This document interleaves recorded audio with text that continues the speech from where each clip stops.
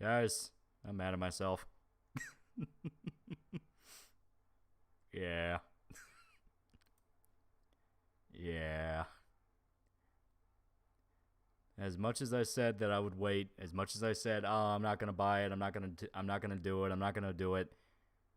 I said, "Fuck it." I'm mad at myself. Why? Because it looked really cool.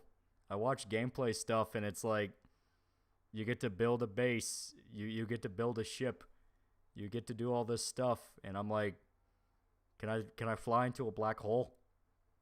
Can I fly into a black hole though? Because if I can fly into a black hole, I'll love the game. Let me kill myself in the dumbest space ways possible. Let me take my helmet off on a planet with like an acidic atmosphere. Marshall, $5. Got into a slap fight for this and want outsider opinions. Question is for both of you in chat. Can modern architecture have soul? It depends. Like there are some where I think it does. Like you have some like modern variations on like Spanish architecture, and I think those look nice. But you also have like just glass tombs. Major Void for $1. Thanks for letting me into the server. It's been a blast. Yeah.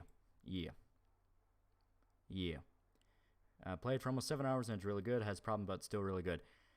The mindset I'm tackling it is it's a good framework, and the mods will actually do the job. The mods will be where you get the really interesting stuff, because that's how it is with Skyrim. Great job on the City Hunter vid. Love that series. How's your day been? It's been pretty good. It's been pretty good. The game is a lie. I don't need to do everything, okay? I don't believe half of what it says, like being able to walk around entire planets. I don't even want that. Just let me kill myself in funny space ways. Let me build like a drug empire, you know. Give me half the freedom that it promises, and I'll be happy. Zodiac for $1. How could you? Consumer! Consume! City Reapers protagonist, my spirit animal. Yeah, it's pretty fun. It's pretty fun. It's not the best. I definitely, like, for one, the site I'm using only has up to like 9 or 10 chapters, which fucking sucks. But I have read more. Like, I have read more of the plot, and like it continues. So it's like, man, I kind of want to track down more English scans. Any updates on a new Berserk video? There's no chapters. We're getting one in September along with an announcement. And I'm pretty sure the announcement's going to be for more art exhibitions. Because Drac on Twitter, the guy who actually works at Studio Gaga, basically said it's a domestic announcement. So I think it's like more art exhibitions. That's usually what it means. I'm considering just importing volumes if there are any. Yeah, there's volumes. I think there's like 2 or 3.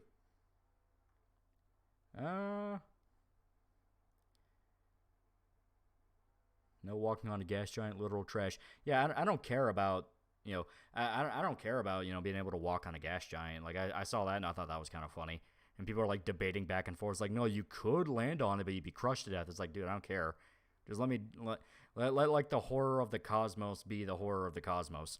I know a bunch of dudes at Bethesda are like fucking massive Lovecraft fans because they include a bunch of Eldritch stuff in the Elder Scrolls games, and Fallout has like the Dunwich quest line that's in like it's followed it from like 3 to 4 and onward.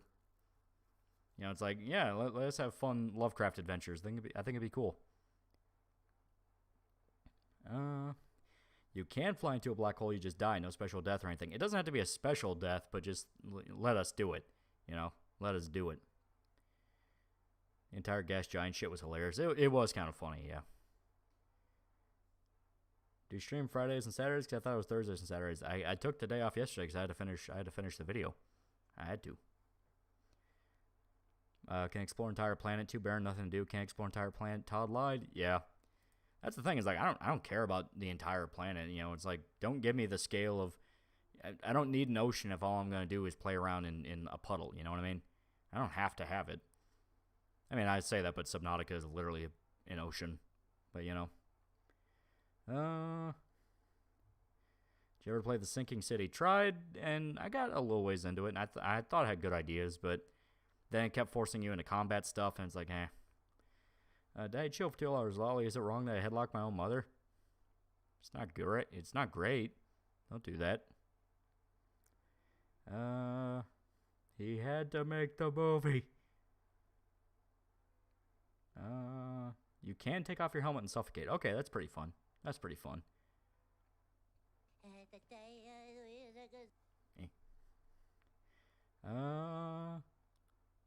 Star Shill. Yeah, I know. You get Bethesda games for the mods. Exactly. And that's what I'm waiting for, because, I can already tell there's going to be a whole bunch of, like, batshit insanity you can do. There's probably going to be, like, fucking entire Factorio overhauls. It's probably going to be this, probably going to be that.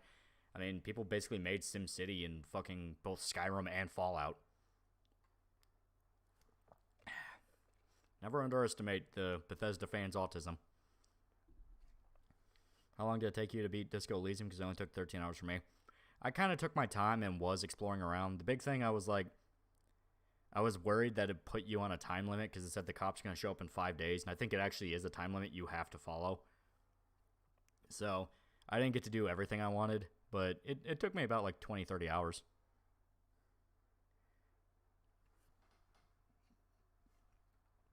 You watched Jackie Chan movie in sub or dub? I did sub, because, it's the original language. It's going to sound a hell of a lot better than a botched-ass attempt at an English dub. That's why I play Endless Space 2. I sell the space drugs and fill my population and hallucinogenic grapes. Exactly. Imagine not beating DE in under 8 hours. It's not about it's not about rushing to the ending. It's about, exploring. The entire game is dialogue, so you want to listen to the dialogue. I enjoyed your City Hunter video. Didn't know there was a French fan film of it. It's hard to even really call it a fan film, because it is a professionally made movie that was in theaters. Like, usually when you hear fan film, you assume like a Spider-Man Lotus, where it's a very, very, like, obviously a fan film. One Piece live action supposedly good. I don't buy that. Like, I just flat out don't believe it. I think it's a little bit of honeymoon syndrome, kind of like with Witcher season 1. Everyone kind of like was like, oh no, it's actually not as bad as we thought it was. But then enough time passes, and it's like, okay. Because the only reason it's even half as good as it supposedly is because Oda was literally like at every single step demanding reshoots, demanding they fix things. Because he had that letter where he directly said, I can't sign off on something I know is shit. So,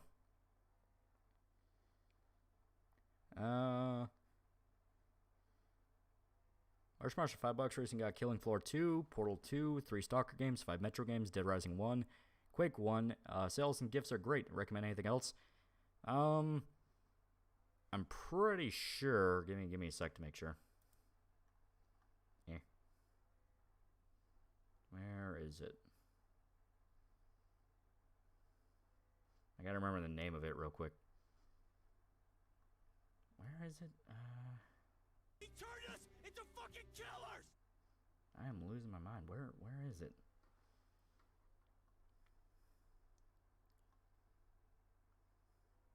Okay. Yeah, Symphony of War. Symphony of War is on sale.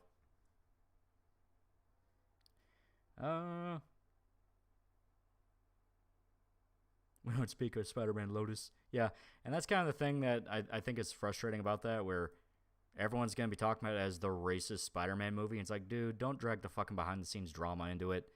Because now no one will know if you're actually being objective or if you're just being a fucking Twitter fag.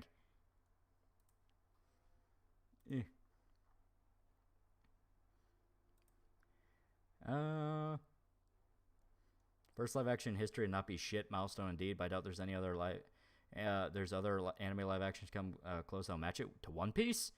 No, there's a ton. That's why I'm like, no, I don't buy the fact it's good. I think it's honeymoon syndrome. I'm going to get rid of the Starfield real quick. Because, I mean, you have Old Boy. You have Road to Perdition. Lone Wolf and Cub film series. That was an entire film series. You also have, I'm trying to think of what else. City Hunter. That's had multiple. The French one. Alita Battle Angel. It's like there's not a ton, so that's why I'm like, no, the bar is not as low as people think it is. So I'm not gonna cut One Piece slack.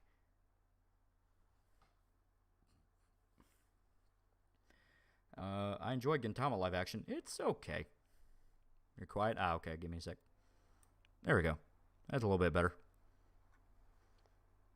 Isn't the racist accusation because some 14-year-old said the N-word behind the scenes or something? I think he texted it to somebody. Yeah. It's really not as extreme as what people think. Not gonna lie, neurotic shitting their pants over a reverse gender clone was stupid. That is a common trope in sci-fi material.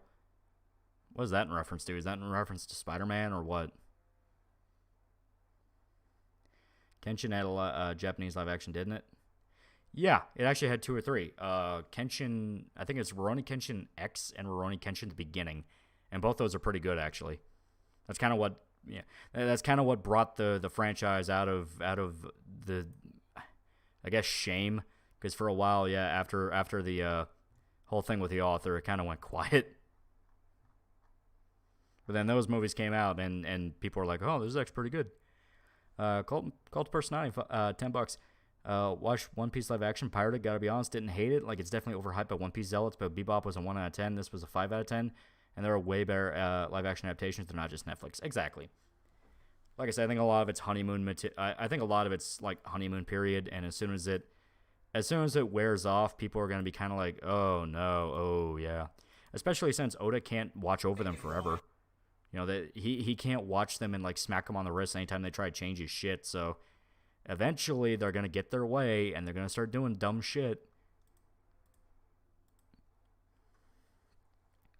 For me, Gintama live action is my bottom bar. While I enjoyed, cannot say it's great now. Oh, it's very cheesy, and even Gintama live action is very aware of how cheesy it is. 6 million peso man, $5. One Piece live action was actually trash. It doesn't even feel like One Piece. They just changed way too much and ruined certain characters. Yeah.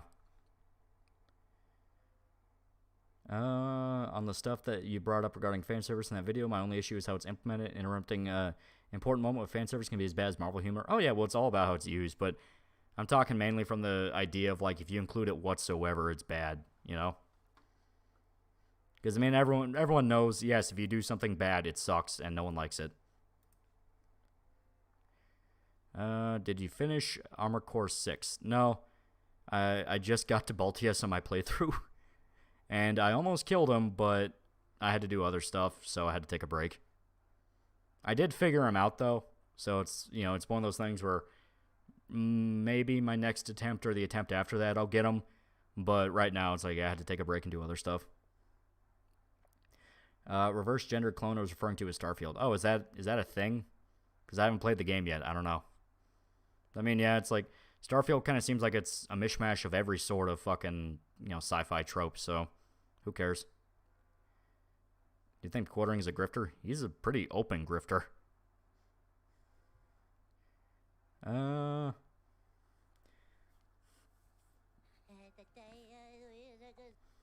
You can clone someone and rule 63 it? Apparently, that's what they're saying. I have not played it. And I was just going to be, you know, I was going to be like a space trucker who steals other people's trucks and crashes them into planets because I think it's funny. Major Void for $1. So the other day I had my first permanent player death as a DM. Guns crit stupid hard and Pathfinder 1E. Took the guy from full to dead. Now the side story in my world turned into an evil PC game, and it's nuts. The Lynx are going for revenge. Oh. So as a racist... lol, is Lotus crap, you should be objective. I haven't watched it, but I'm hearing things from dudes who don't give a shit about Culture War stuff, and they flat out say it's not good. So, thoughts on Donkey takes on Armor Core? I don't watch Donkey, but I imagine it's probably got filtered. Starfield is a quest involving one, and a rocket screaming about how you can't even have ladies without them being men. Yeah, that's grifter shit, because no, that's a very common, like, dumb sci-fi trope that they use for fun. It's like, I don't really care about that.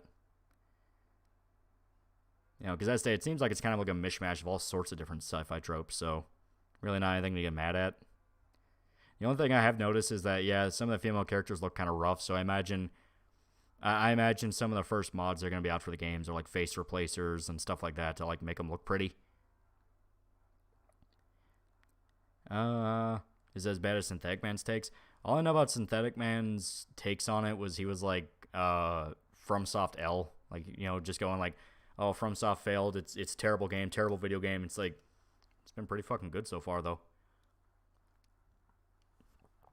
I don't have my miniguns, and that makes me sad, but, you know, I'll earn them.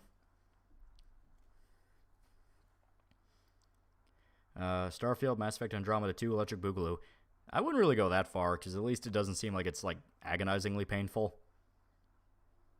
Donkey complains that Armor Core isn't on par with Soulsborne. Sekiro calls AC a guilty pleasure at best. Armor Core was never meant to be those. It's a different series. Armor Core 6 Filter of Rubicon. It really is. Really is a filter. Holy shit.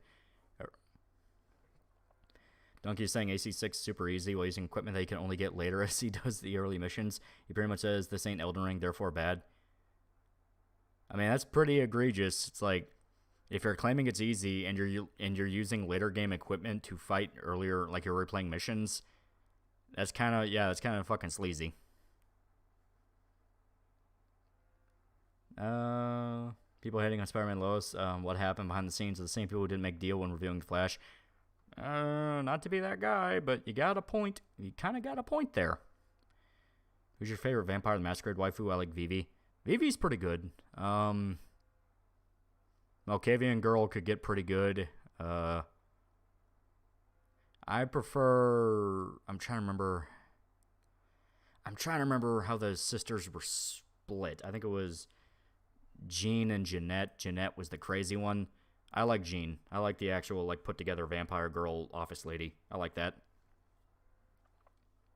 Or was she Therese and the sister's name was Jeanette? I don't remember her name. Mark99 for $2. Reminder, drink some water. This is a threat. I got Gatorade.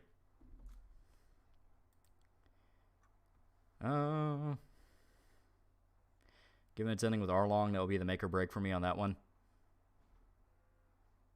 Why is everyone trying to get me to talk about Serbia and Croatia? I don't fucking know any countries. Therese and Jeanette. Yeah, that was it, yeah. Jeanette was the crazy one. Therese was the put-together one. As put-together as a Malkavian could be. Rest in piss, Felician. Yeah. That hurt. That hurt, because it was, that was just like, ugh. Ugh. Twins?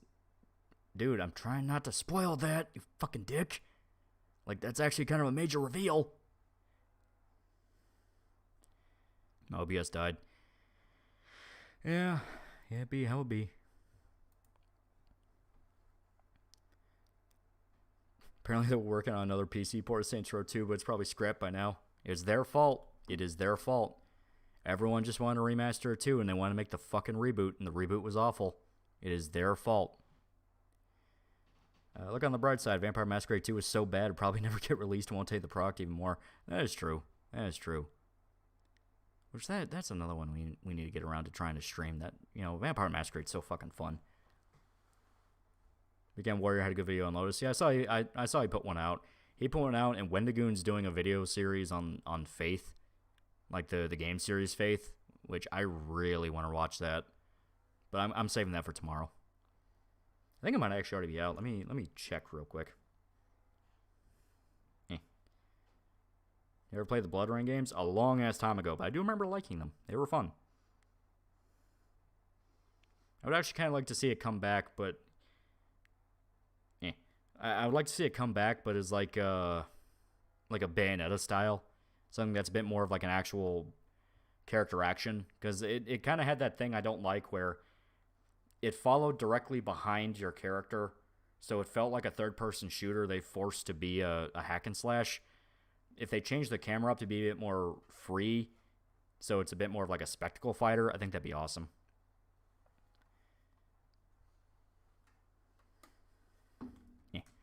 Insider said that the executives don't think a port would be profitable, and they would have to deal with people complaining stuff like certain music not returning. That is true. GTA clones always have that thing where have fun with those fucking music licenses, but, March 12, did you give the Cancer Man shekels for a hat? I didn't have the heart to watch it, no. I was working on the new video, and I was just kind of like, man, I don't want to hear him as torn up as he's gotten, so I'll watch an archive later. Blood Rain did come back as a Metroidvania. I did see those. I was tempted to check them out, but I heard mixed things, and it's like, I'll wait for... This is around the time that, what was it? Bloodstained was coming out, and I was like, I'll just wait on that, because, I mean, that's going to be the Metroidvania. I played the Clock Tower games a long-ass time ago, but I do remember liking it.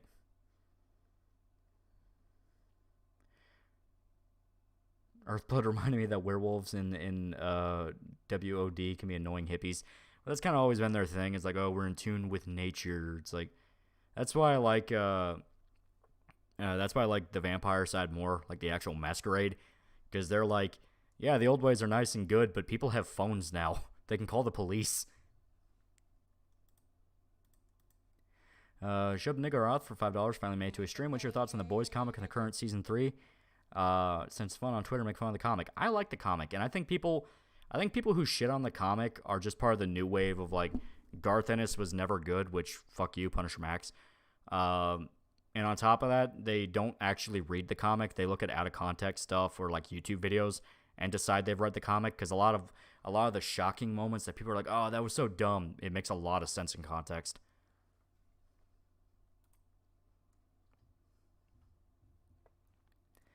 Were you talking about Armored Core earlier? Yeah.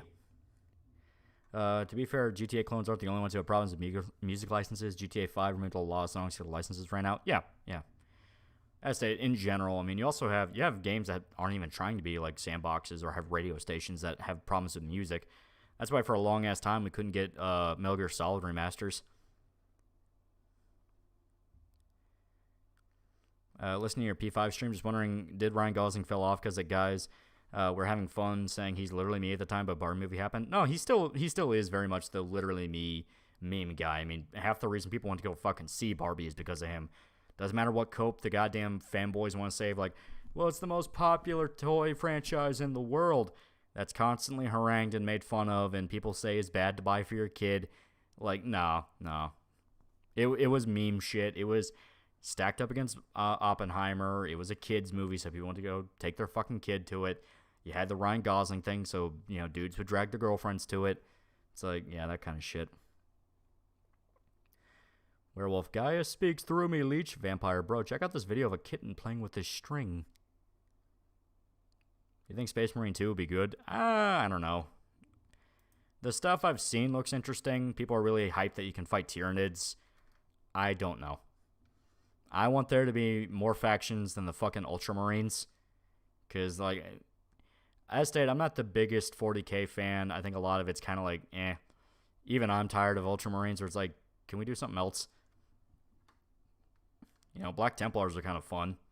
Space Wolves could be interesting. Alright.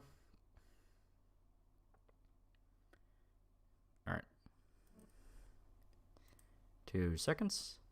There we go. Okay. I want Sisters of Battle. That'd be an interesting one, yeah. Problem is, they never fucking allow the sisters to do goddamn anything. I always hate how companies use sales data from 10, 15 years ago to just justify what would sell. The amount of people gaming now is quadrupled. Well, more than just that, it's like, that's 10, 15 fucking years ago. Of course shit's gonna be fucking different.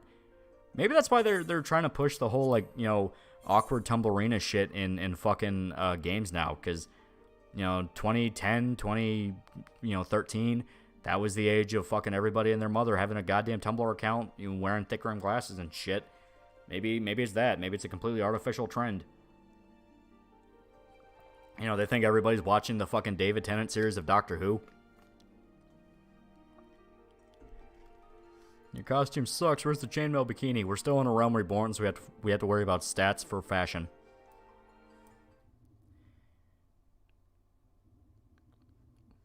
Do you like the Salubri and the Masquerade? They're literally the only vamps we're sparing from a violent and from hunters. I think every clan serves their purpose, you know. So long as we all agree that Nosferatu should, you know, stay in the sewers where they belong, because they're stinky. This is about a VR game, yeah. VR games have quickly become like just an absolute deluge of shovelware. David Tennant has been Doctor Who for years. That's my point. I'm going to stretch this out a little bit more. There we go. Okay. I forgot where I'm at.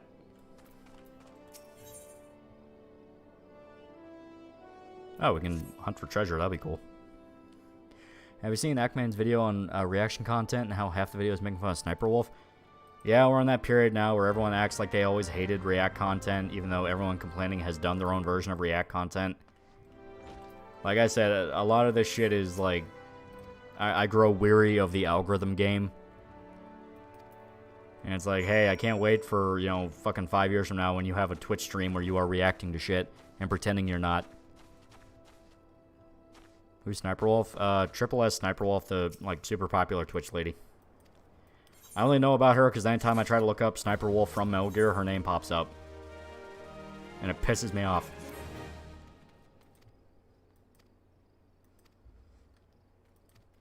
I only got angry that video didn't shit on Hassan. Yeah, you know, go after the safe one where, yeah, she has her simps, but, you know, she also knows, hey, I just don't respond to people who shit talk me or anything like that. Meanwhile, Hassan's fans are noticeably crazy and will gun after people, even though he's much more guilty of a lot of the shit people complain about. Okay, it's behind the building. In my opinion, I don't mind React content. I found good and bad reaction channels. It's very obvious which is which. Yeah, I mean, as to, I'm not one of those where I don't try, you know, I don't get fire and brimstone over a lot of genres because everyone's just trying to make money their own way. And I think getting angry about it and getting huffy and being like, well, it is theft. It's like, dude, who gives a shit? Everyone's getting ass fucked by YouTube in their own special, unique way. So why would I make it my mission to make someone's life worse just for that? But there are definitely exceptions where it's like guys like Hassan or XQC where they just put the video on, get up from their chair, and leave for upwards of like 30 minutes.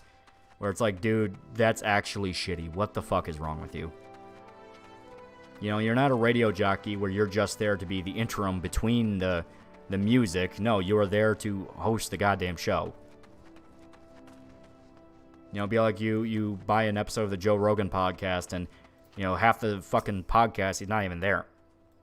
Instead, like, they have fucking Jamie pulling up Anchorman, you know, on the screens. Like, dude, it's content theft. That is legitimate content theft.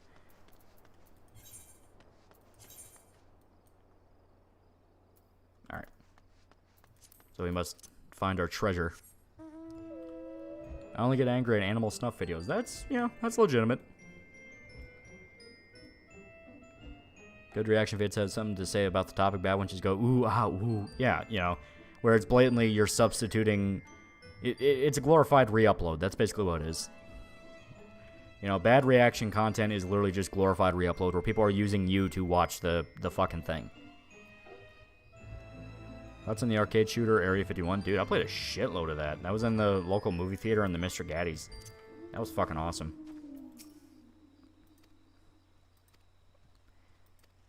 Whale music? Whale music. Alright.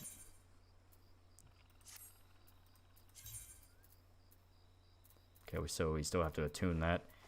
Gives us a good excuse to. I think she's way too stupid to understand irony, to be honest.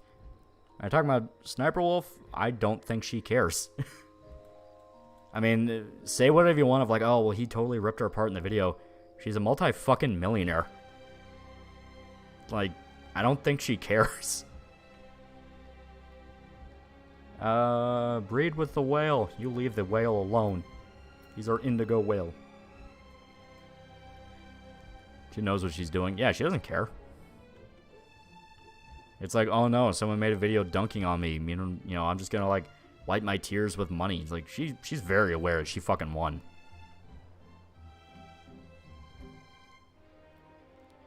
Top 5 Castlevania games? Ooh. Symphony's my all-time. I love it. I don't care if people say it's basic bitch. I love it. I'm actually going to move the chat window real quick just because it gets in the way of the other chat. So, there we go. Or here. There we go. I only need to see the map anyway. So, yeah. Symphony Night, all-time favorite. Rondo, just under that. I like 4, so I think I'll put 4 under that one. So that's Symphony, Rondo, 4. I'm trying to think of the other two. That's hard. You know what? Fuck it. Bloodstained. In fact, I'm going to bump Bloodstained all the way up to number 2. Fuck you. Made by the same guy. Has references. Fuck you. So, Symphony, Bloodstained, Rondo, 4. And the last one I'll give to...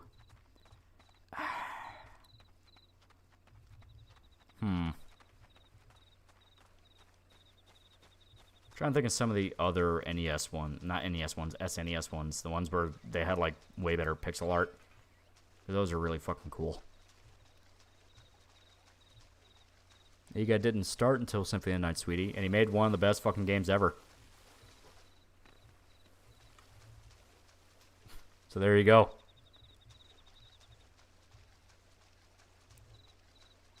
Yeah.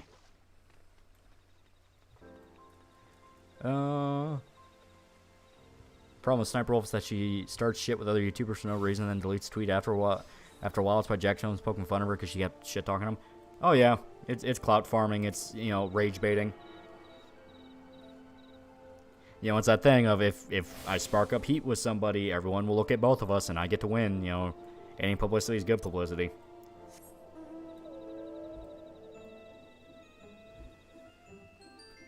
Dracula gets way too much sympathy from the show. Yeah, that's kind of one of the big things I really didn't like about Season 4. Where they resurrect Dracula and his wife, and they get to have a happy ending, and it's like, no, he stays in hell. I mean, the wife, you can argue where she was a legitimate victim, but at that point I'm kind of like, yeah, but I mean, tough titties, it's a dark fantasy show, you're not supposed to have a happy ending. Her death is really fucking important to Alucard and like the main plot, so... But resurrecting both of them especially, I was kind of like, are you fucking kidding me? Like, no, they're the bad guys.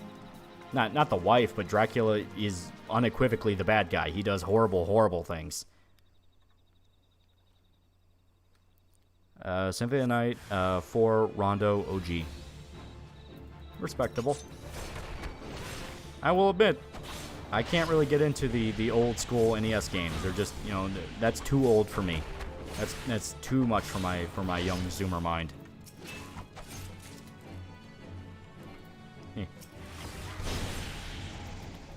I've read the Bloody Delinquent Girl Chainsaw manga and received 2 live-action films. I have not. Sounds interesting. Kind of sounds like just a splatter thing, but it could be fun. I did start going through Fist of the North Star again, because now I can actually like check out what I want. Holy shit, I forgot how fucking good Fist of the North Star is. First half, before you get to the time skip. After the time skip, I do feel like it really starts stretching on a little too long, and I'm like, man, this could have ended a while ago, but up until before then, it's super fucking good. Bloodstained Curse of the Moon 1 and 2. Yeah, a lot of people really like the spin-off prequel games. My top 5 is Order of Excelsia, Rondo Blood, Curse of Darkness, Castlevania 3, Dawn of Sorrow.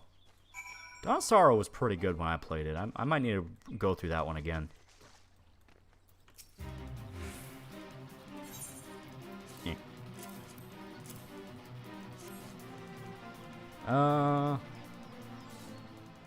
Have you considered Jack's Film's content kind of sucks? I don't know who Jack's Film is. Why is she in hell, though? Because it's dark fantasy. I mean, there you go. The actual explanation is, like, Death was, manipulating shit behind the scenes to cause mass chaos, because it was like a space parasite or something.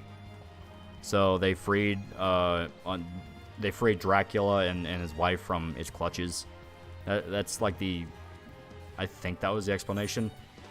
Because they do straight up, like, they're both resurrected at the end. They walk away, literally into the sunset.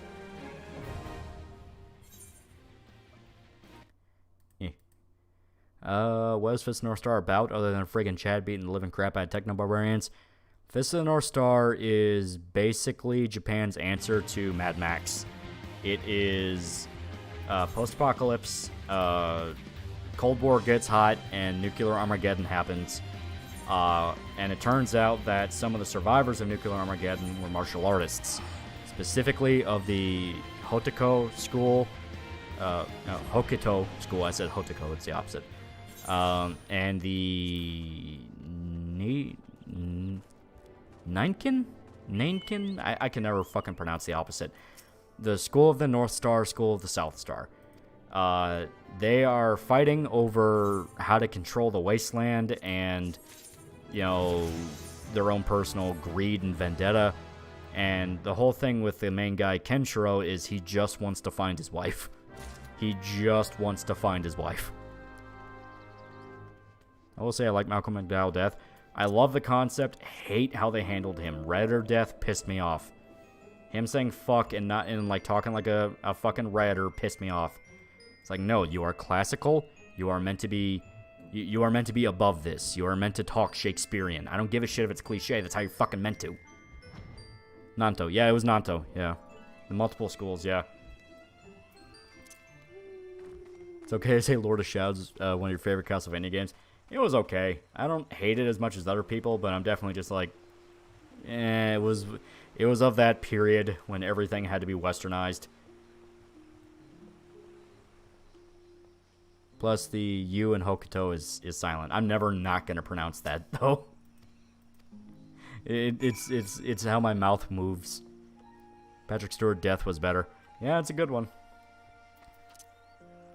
Well, yeah. So, actual main plot of Fist of the North Star beyond just the nuclear Armageddon and the martial arts schools is Kenshiro is fucked over by his friend by the name of Shin, who tries to kill him, leaves him for dead, and steals his wife Yuria, depending on what translation. And I say wife, but they were just arranged to be married. They were also just fiance, but you get my fucking point. March $2, but what fast food restaurant has best chicken? Chick-fil-A. But Kenshiro is left for dead, and he is now journeying the wasteland to punish shitlords. If you are a bad boy who wants to hurt innocent people, he will fuck you up. And his special martial art is he can hit you, and he hits you so hard and so fast that he transfers energy into your body, specifically with like pressure points and shit like that, and make you explode. Literally, like, from the inside out, blow up. It's awesome. Get Brad Dourif to voice death. That would be cool. That would be interesting. But at the same time, it's like Brad Dourif is best when he's unhinged. I don't know if I could buy death as unhinged. A demon, definitely, but unhinged death? I don't know.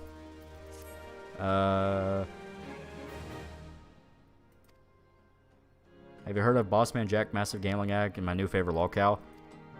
I mean, if he's a gambling addict, you might want to be careful, because usually guys like that don't die of overdoses. They die of lead shoes. His friend fingers him. Yeah. It's pretty funny how Kenshiro achieved his revenge on the one who made him start his journey. He's pretty much traded Rats dying to start DBZ. I fucking love it, because like the movie takes it a step further where they actually keep Shin alive for a lot longer, and it looks like, oh, maybe Shin will actually be an antagonist. Maybe he'll actually do something. Nope, it's Ro. And not only is Ro the fucking main antagonist, he jobs Shin so fucking hard. He jobs him so hard, it's like an egregious insult. It's fucking great. I love it.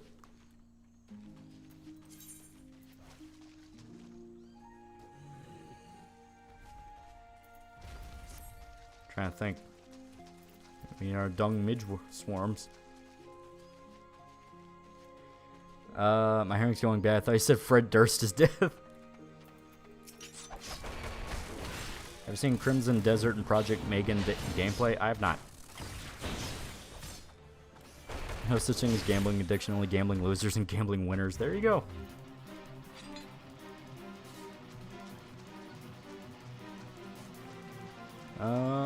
Yakuza spin-off game starts with him getting killed in the tutorial. Yeah, it's fucking great. He's the tutorial fight. I love it. Oh, it's a goddamn fucking... Yes, asshole, I also need this for the quest.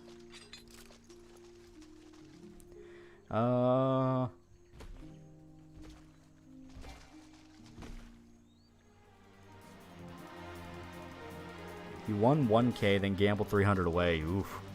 Yeah, that's legitimate addiction at that point. At least it didn't go, like, further and bet, like, 700, but yeah, that's something where it's like, dude, if I win 1K, I'm fucking walking out. I'm like, hey, yeah, you know, I suddenly got a phone call. I gotta get out of here, you know, that kind of thing. Have you read Batman 3 Joker's comic? If so, what do you think of it? Personally, I thought the concept was kind of stupid. No, I never got around to that one. Was that the one where, like, Arkham Knight took a plot point of it with the people infected with the Joker, blood or whatever?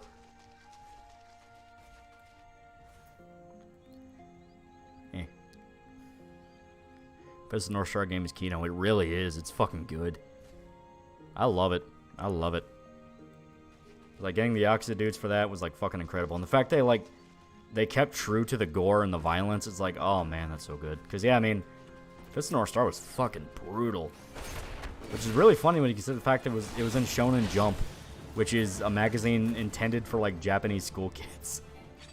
So these fucking school kids were pulling out Fist of the North Star, watching dudes get their fucking bodies ripped apart and bones being, like, torn out of their, you know, skin and shit like that. It's like, god damn. Japan childhoods go fucking hard. How would an interaction between Dracula and Spawn go down? Spawn would probably shit talk him, then kill him. Spawn's very, very good at killing supernatural entities. Any Kino movies to watch? There are some good ones. There you go.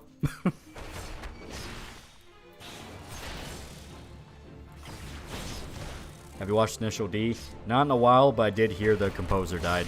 Which, yeah, a lot of people are sad. For good reason, it was pretty iconic. Imagine being in elementary school and reading Bastard. Well, Bastard is like a full-on step further. I mean, I think that's outright sold in a different magazine. In elementary, yeah, I think it's like they get something completely different. Because Shonen Jump is more of like middle school to like high school.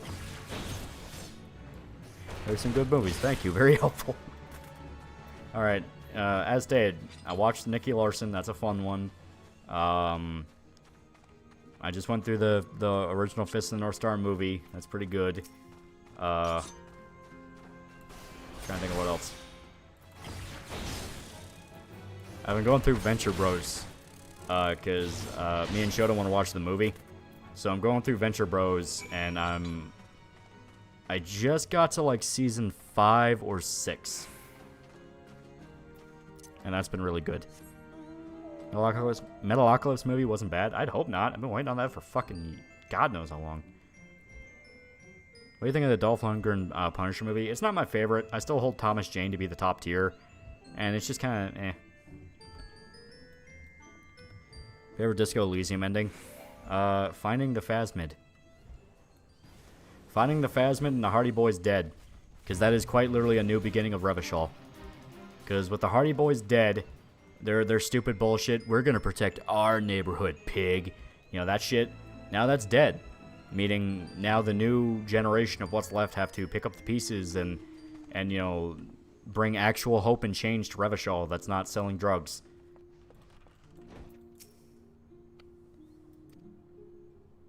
Have you watched Teen Titans Go to the Movies? I have not, because I don't watch that.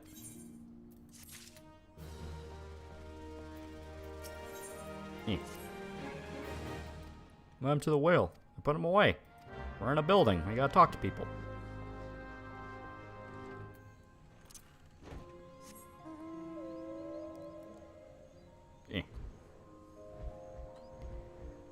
Miss Mark, we have an appreciation for women with some bass to their voice.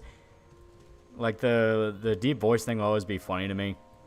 But I genuinely enjoy her dynamic with Monarch. Like, as fucked up as they are, they actually do genuinely like each other.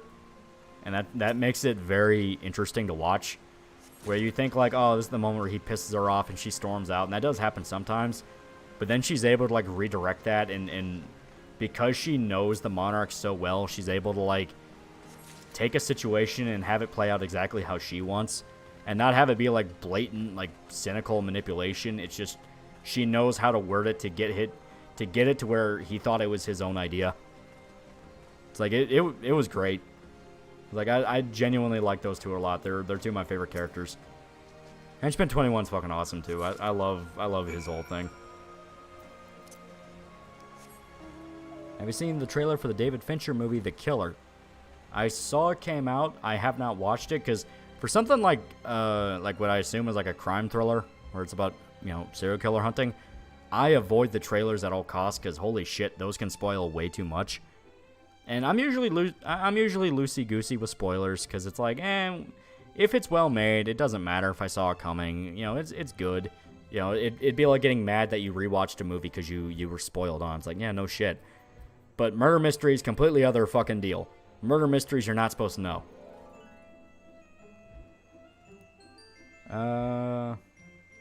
So the newest Medical stream. As stated, I saw it happened, but I didn't have the heart to watch it.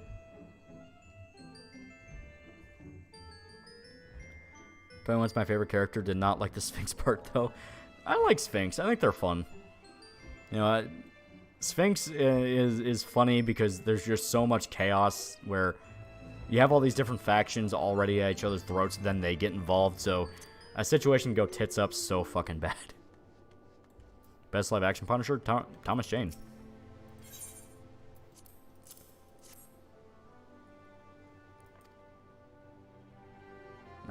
Which version of Watchmen do you like more, the original comic or Zack Snyder adaptation? As much as I shit-talk Zack Snyder, and I have shit-talked him extensively, like some might even say too much, one might even argue that I crossed some lines shit-talking him, dude made a pretty good Watchmen adaptation, I'm not even gonna lie. I mean, granted, they literally just copy and pasted the comic over to the screen, but fuck it, it worked. And yeah, it's like I like the 4-hour cut. It's actually a case where you kind of need a 4-hour cut. Favorite Disco Elysium joke? That's hard. Disco Elysium has a lot of really good ones. God,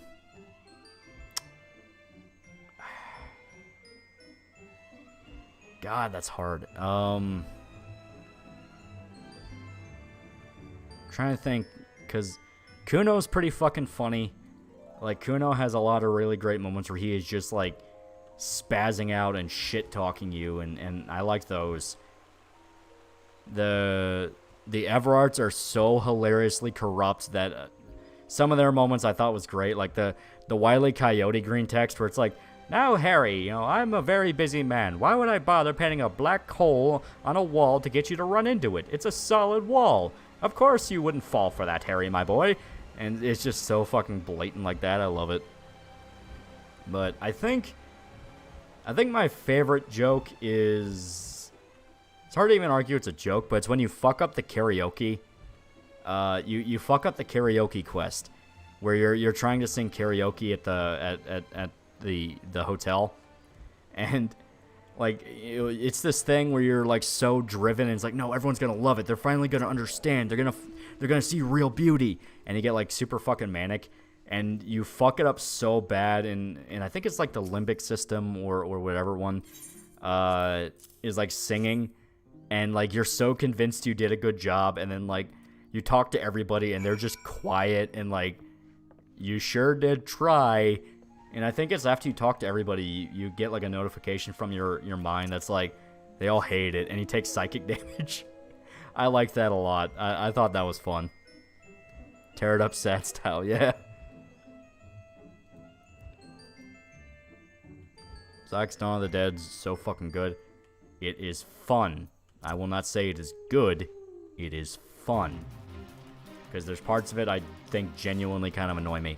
Especially when you consider the original. Like, the original is an old-ass fucking 70s zombie movie. The amount of people that truly do appreciate it is, let's be honest here, low. You know, a lot of people are like, well, you know, it's so cheesy and stuff like that. George Romero is so fucking good at writing dialogue and characters. It is an underappreciated aspect of the man. The dude just understood what it was like to be a guy in the 1970s. And I think that stretches all the way towards Land of the Dead. Land of the Dead is the most flawed of all of his zombie movies. Even then, he has some fucking great dialogue there. Like, I genuinely like it. And Dawn of the Dead, the characters were so smart. You know, they were so intelligent that the reason they would get fucked up or die or something like that happen to them is because they overthought something. And I loved seeing that. Like, the whole reason that Pete gets bit, at least I think his name was Pete. Pete might have been Ken Voorhees. What was his fucking name? Roger. Yeah. The reason Roger gets bit is because, let me actually make sure real quick before I'm just spouting off names without any fucking clue who I'm talking about. Who the hell is Harriet? Don't worry about them.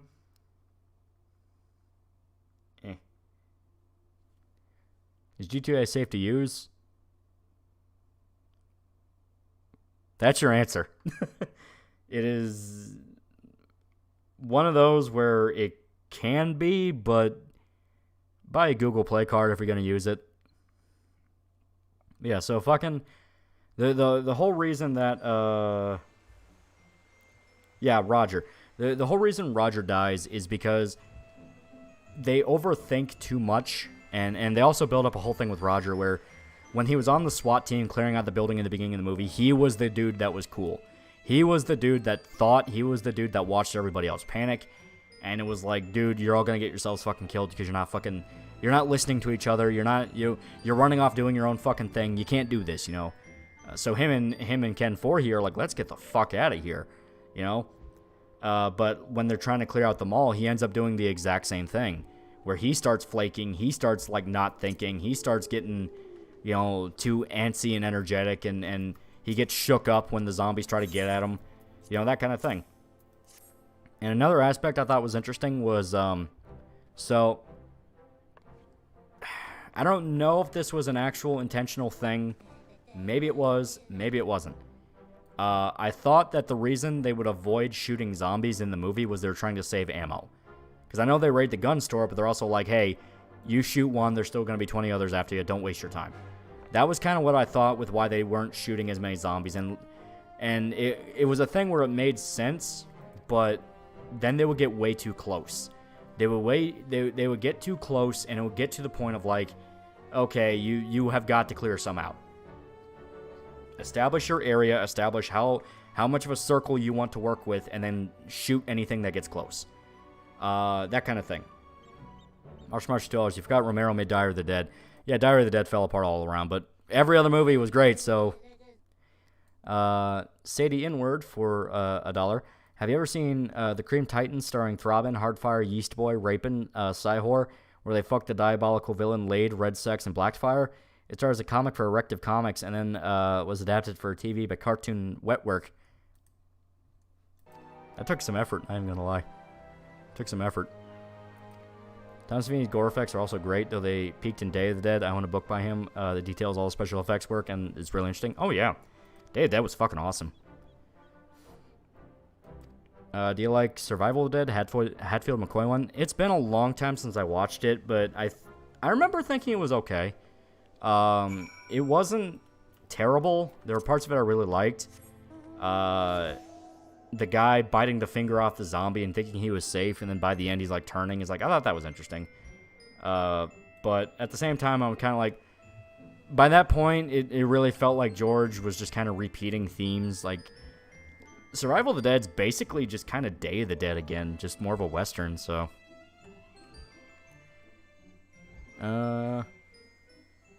Be like a cop. If a zombie rush at you within 20 feet, you shoot. If they're within 10 feet, it's too late. Have you watched Snyder's Army of the Dead? Such wasted potential. That's one of those where I get mean about Snyder, where it's like, what the fuck were you thinking? Why? It's like, that's just stupid. But yeah, no. So, I like Day a lot. Day's awesome. It's probably my favorite in the trilogy. I know some people really have strong feelings about Day of the Dead, but you know, that's another one where I feel like the dialogue and the characters really do work, which I know it's funny because a lot of people shit talk Day of the Dead and say the characters are boring. I think they're great. You know, there is a talent to making just normal people, where it's like, no, we're not trying to stand out, because why would we? We're just dudes dragged into this. But yeah, Tom Savini was the first character to reoccur in the Dead films, Biker and Dawn, Zombie and Land. Yep, and he straight up says that was me, so it's canon. But yeah, so in Dawn, to kind of bring it back to that point with the characters being smart, like you have that whole thing where they refused to shoot zombies because they didn't want to waste ammo, and they thought, well, they're slow, we can get past them. And because they overthought that and underestimated them, Roger got bit. He got bit like twice. But everything they do in between that, where like they're making noise to lure zombies into different areas so they can work, and when it's over, they just perch up on the ledges and just pop zombies in the head. It's like, that was great, Like there was a lot of detail, and it really did feel like Dawn was written by somebody that understood. Okay, if this shit happened, what are the factors you have to think about? And that's why it's really good. Even the way they close the doors, where it's like they don't just, lock the doors, because that's something that the remake did, where they just lock the doors and it's like, oh, it's security glass, they can't get in. But like they park trucks in front of the doors, so even if you have a whole horde of zombies outside the mall, they can't break the frame of the door because they can't get enough leverage. Like details like that where it's like, that's such a small thing, but that just works. Day is good. It was just overshadowed by Return of the Living Dead when it came out. Yeah, and Return of the Living Dead was so much fun. Day is so miserable, and you compare that to Return of the Living Dead, which is just outwardly fun and a comedy. It's like, I can see why it lost. Return of the Living Dead is my favorite, mostly because the idea of Louisville getting nuked makes me happy. Yeah. That's in the White Chlorinated Syndrome zombies and Nier novels. I haven't read enough of the Nier novels. March 2 would a Super Cop Disco Elysium run make a good show? It'd be interesting. Especially if you have, like, if you factor in failed checks. That'd be interesting. Where you're trying to be a super cop, but you fuck stuff up.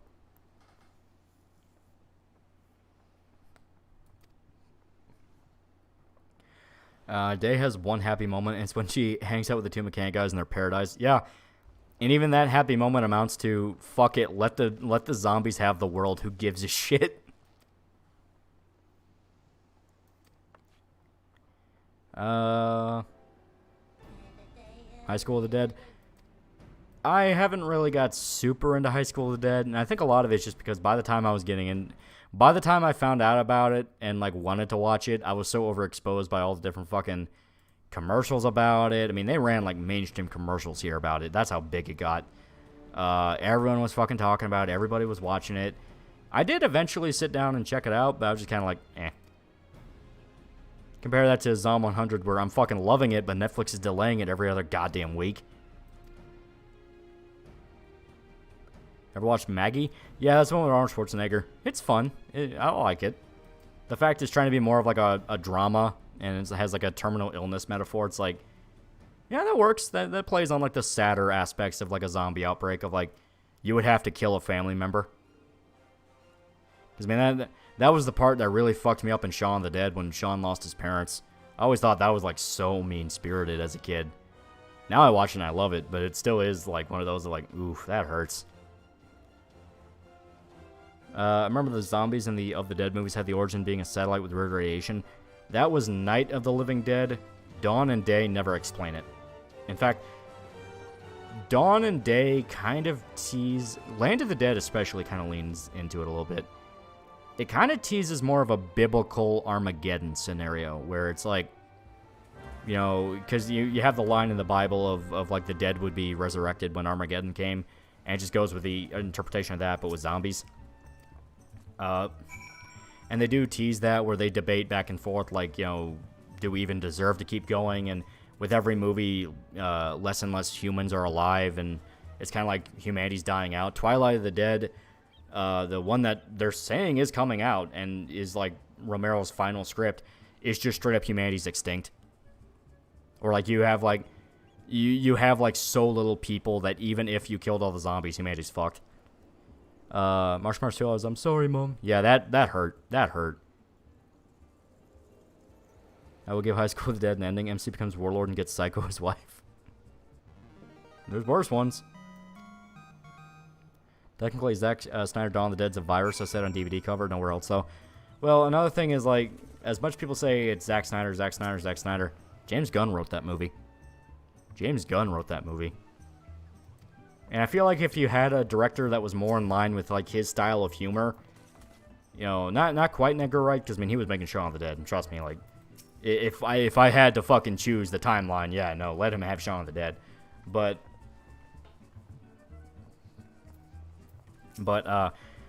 you know, have someone who's more willing to get goofy with it, because there are some outright goofy jokes in Dawn of the Dead, the remake.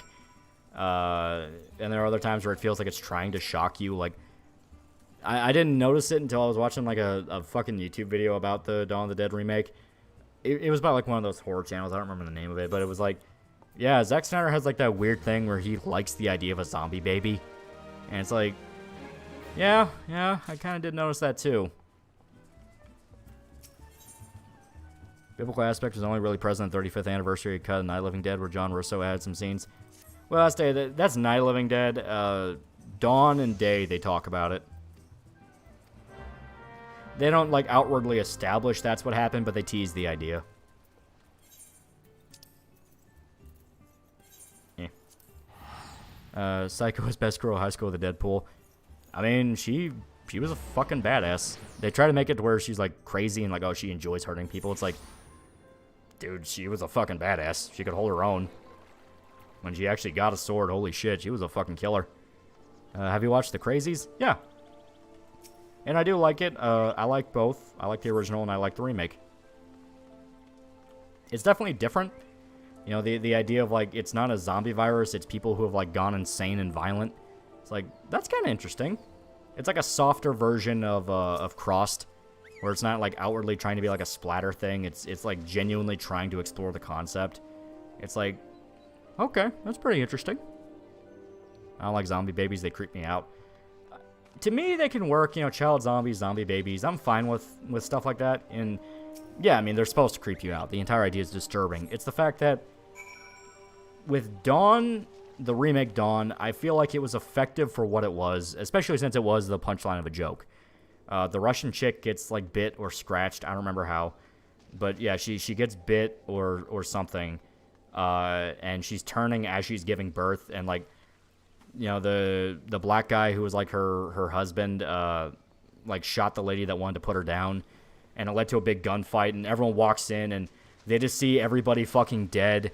You know, the black guy shot to death. The lady that wanted to kill her shot to death. The fucking Russian chick turned and was shot to death. And they just have the little fucking baby in the towel. And they see it, like, turn. And so they just... It cuts to outside the store. And you just hear the gunshot. And it's like... It was a pretty legitimate, what the fuck just happened moment. And I liked it. I thought it was fun. I thought The Sadness was a pretty fun movie. It definitely went for the throat more than once. Like, oof. Like, I will give it credit. It did not give a fuck. I think she gets bit by an infected guard. Yeah, it was like she got bit or she got scratched, and it was by the zombie that they kill in the fountain.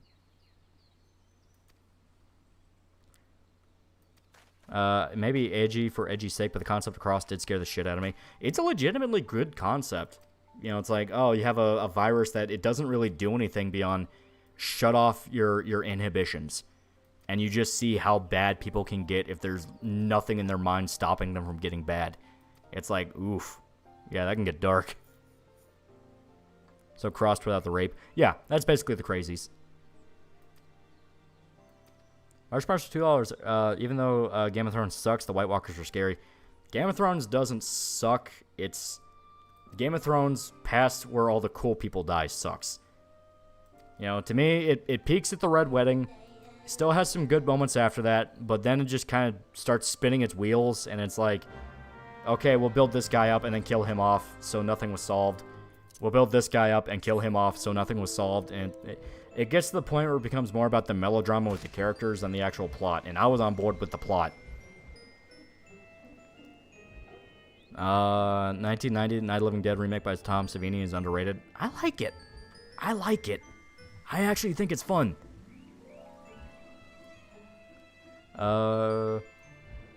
Zombieland was a movie that came out at the right time. Great parody of zombie films. Too bad the sequel took like 10 years and was kind of eh.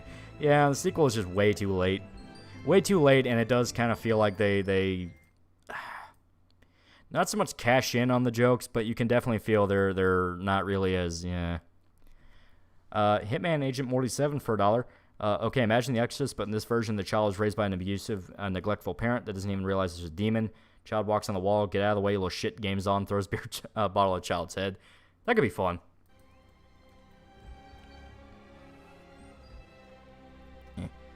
Early deaths came with serious consequences for the characters. In time, it devolved into guy dies after 5 minutes of screen time and no impact.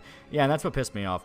What also pissed me off was they specifically have Stannis find out about the White Walkers, know they are a threat, and he works to get an entire army to the wall. And it's like, we're gonna do this. We're gonna fight the White Walkers so I can prove I am the rightful king. Everyone will love me because I just ended the fucking threat that was gonna kill all of Westeros.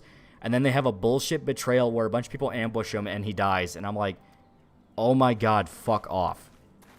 Because it was around the time they outright established the White Walkers are a threat and they are coming. So that was the ultimate dangle in your face and pull it away shit. And it's like, fuck you. Fuck you. Stan's supposed to be alive. Yeah, and that new book that's never fucking coming out.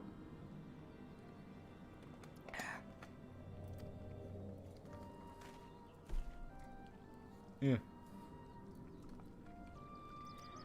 Would zombies die out because they would eventually rot? Maybe humans would be immune to it because eventually immunization by antibodies, killing the virus or bacteria, etc. People making the cure. That'd be an interesting one to kind of explore, yeah. Because I know that was outright, that was a major plot point 20 days later where the rage virus, the people infected were still alive. So, you know, they literally just had to wait a period of time for them to starve to death or die of dehydration. Then he had 28 weeks later, but 28 weeks later is, yeah.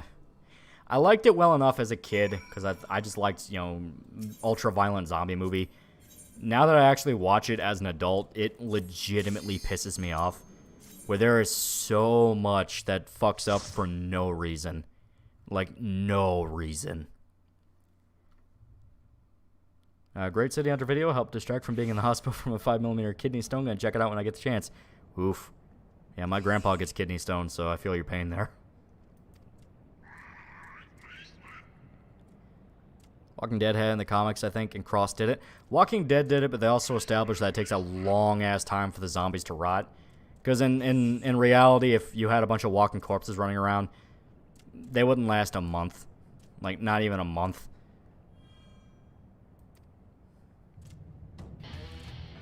Opinion on World War Z, the book. I liked the book a lot. I genuinely liked the book a lot. I read that one over and over and over again. It was great. 20 weeks later was only good for the chaos in it, even with all the stupid moments. Yeah, pretty much. It was a spectacle movie. Opening was great. Everything else after that was... Slum Skeleton 2 is your perfect Resident Evil hunk game. Hunk is goat. I still am of the belief of Hunk is better not as the main guy, but he could be there. Because he's mainly just the guy that, like, cleans up after Umbrella. So something to where, you know, kind of like what they did with Operation Raccoon City, where he's like an advisor. That could be interesting. But as an actual, like, main guy, I don't know. March for $2. Why did Zombieland 2 take so long to happen? Just development hell. The actors were all involved in different stuff. The writers were involved in different stuff. And it was just one of those of, by the time they were working on it, they had to do other stuff. I mean, it was, yeah. It's just how it is in Hollywood. Because they went on to work on the Deadpool movie. So. Favorite zombie game? That's hard. I really like the Dead Rising games. Dead Rising 1, Dead Rising 2, all those. I like those a lot. Dying Light's also a lot of fun. I put a lot of time into Dying Light. Watched Dog Soldier recently, great movie. Any favorite werewolf stories, speaking of monsters? American Werewolf in London. That is still my go-to, like, hands down, undebated favorite werewolf movie. Lollipop Chainsaw's top tier. Lollipop Chainsaw's pretty fucking good. Ow.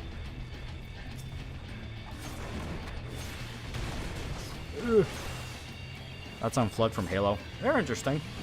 Like the space mold that, like, horribly mutates you. Like, that's kind of fun.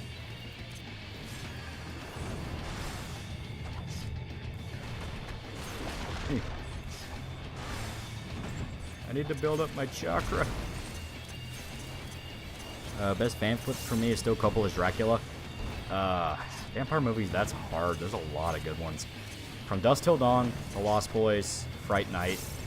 Yeah, obviously, Coppola, Dracula. I'm trying to think of other really good ones. Stakeland, yeah, Stakeland's pretty fun. Stakeland 1. I'm not a big fan of 2. I feel like 2, it was trying too hard to be like a grindhouse thing. Where it was like over the top, and it's like, compare that to 1, where 1 was a pretty miserable movie.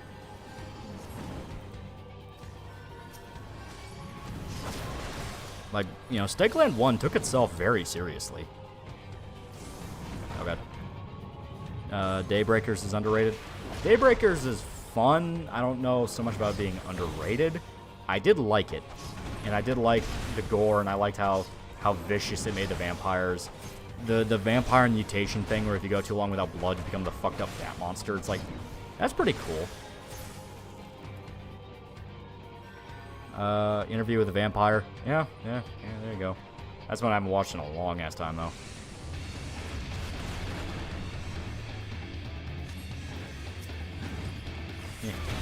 Yeah. Also, What We Do in the Shadows. How could I forget? How could I forget? What We Do in the Shadows is legitimately a ton of fun.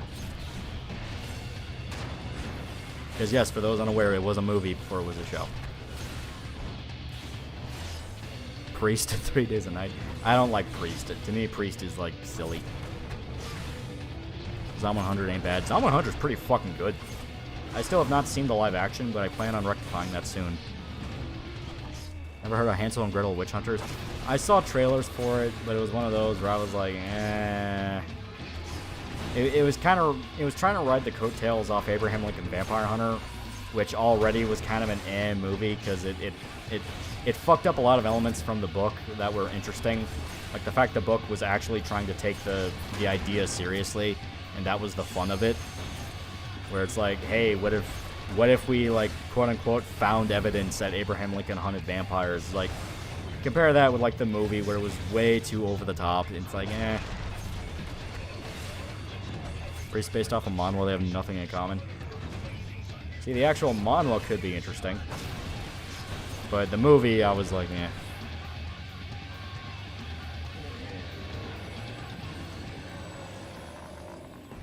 Yeah, I just watched live action. It's not too bad. I definitely plan on it. Definitely plan on it.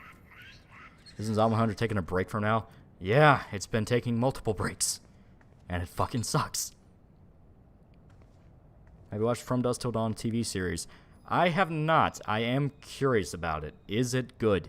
I know it actually explores, like, who the vampires that owned the bar actually were. And that is something I'm legitimately kind of curious about. On Season 3, What We Do in the Shadows is a really fun show. Matthew Perry's hilarious. Yeah, the show's a lot of fun. You must go through every zombie in fiction. Abraham Lincoln Vampire Hunter was a garbage movie. It was not a very good movie, no. Book is a lot of fun.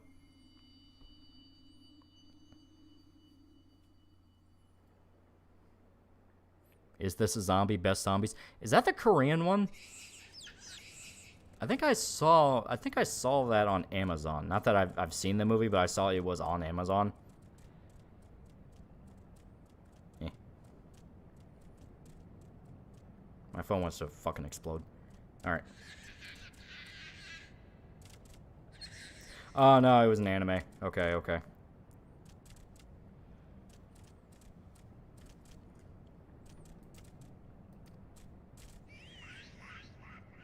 What will be the video for Spooky Month? I have some stuff lined up. Because, yeah. I didn't intend for there to be as much of a gap as there was, but, yeah.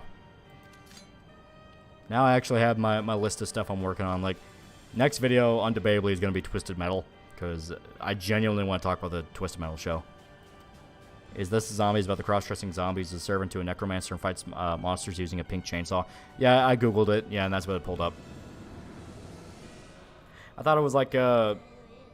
You know, there was like a Korean movie that was like a zombie movie, and it was basically their version of Dead Alive, where a guy's family member turns into a zombie and he has to hide him. Marquee Obscurative $2. Train to Busan with the dad was great.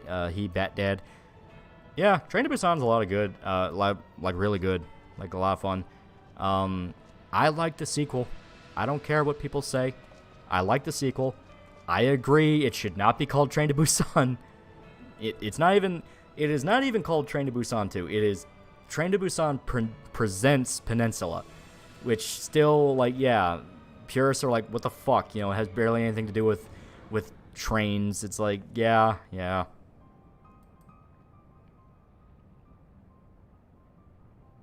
Van Helsing was fun in the same way Mummy's fun. Hansel and Gretel sucks. Yeah.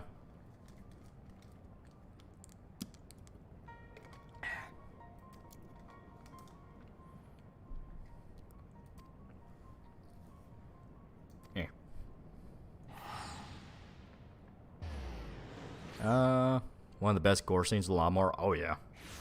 Dead Alive is just psychotic. It's great. Darkwood? Yeah, Darkwood's a possibility. You're missing the Peakus movie about the undead Weekend at Bernie's. Yeah, there you go.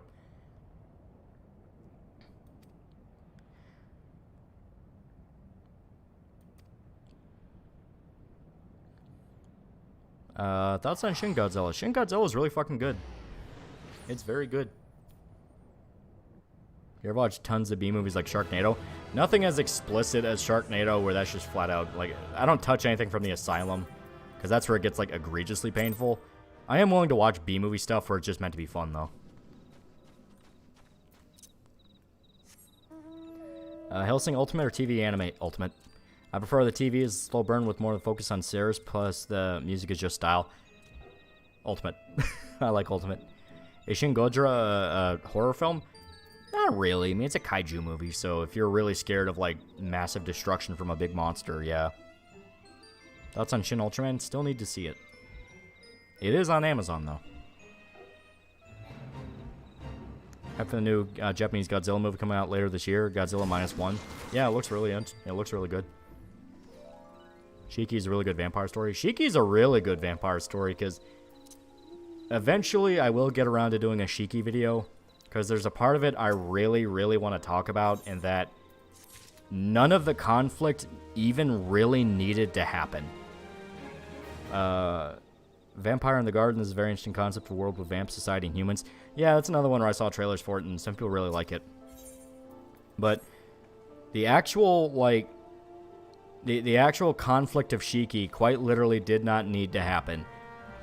It is 100% the vampires are just really bad people and fucking autistic. Because even though they make a point of like, oh, well, they still have their instincts, they want to drink blood and all that, they didn't need to kill anybody. They quite literally never needed to. You could drink blood from somebody and not kill them. It's the fact they would go to one person multiple times because they had the intention of turning them. So it's a thing of like, the vampires were the ones that kicked off the conflict even though it never needed to happen. So really, like, the vampires were still people. They were still human, funny enough. And the fact they were human and they had no idea what the hell they were doing caused so much chaos. Because even with the little girl, who was like over like 200 years old, I think, the one who was actually the head of the coven, she was never trained on how to be a vampire. She had to figure it out herself. So from there, she has a bad master, aka no master. She has no idea what the hell she's doing. She can't teach the other vampires. And of course, they don't have good OPSEC. They can't actually work together. They don't know how to deal with a crisis. The minute they find out humans know how to kill them, they work to kill the entire town. So very, very interesting aspects to the psychology of Shiki. And that's something I really want to talk about. Plenty of people would happily be bloodbags, especially for money in a vampire world. Well, plus the village was very tight-knit and they all knew each other. So it's like, hey, would you want to help my family member? Sure, I'll do it. It literally just amounts to if you just fucking asked. Shiki is fun. Tractor, best character. Tractor was pretty good. He was a very good boy. Very, very good boy. People that know Shiki know about the tractor scene. And God, was it good. Because fuck that bitch. Fuck that bitch. The mom literally didn't even try to kill her daughter, didn't try to kill her daughter even while starving. Exactly. It's like the vampires were still human. They were still who they were. And the whole like, oh, well, we're, you know, the best friend kind of embodies exactly what I'm talking about, where he was a sniveling little pussy. The main guy's best friend was a sniveling little pussy, where he was all like, well, I have to do this now, you know, I'm not human anymore. And even the main guy's like, that's fucking bullshit. And it was all just a cope, and it was all like, you know, you can't accept this happen to you, and you're not even gonna fucking try. So you're gonna kill other people, and out of like a sense of superiority you don't even fucking have.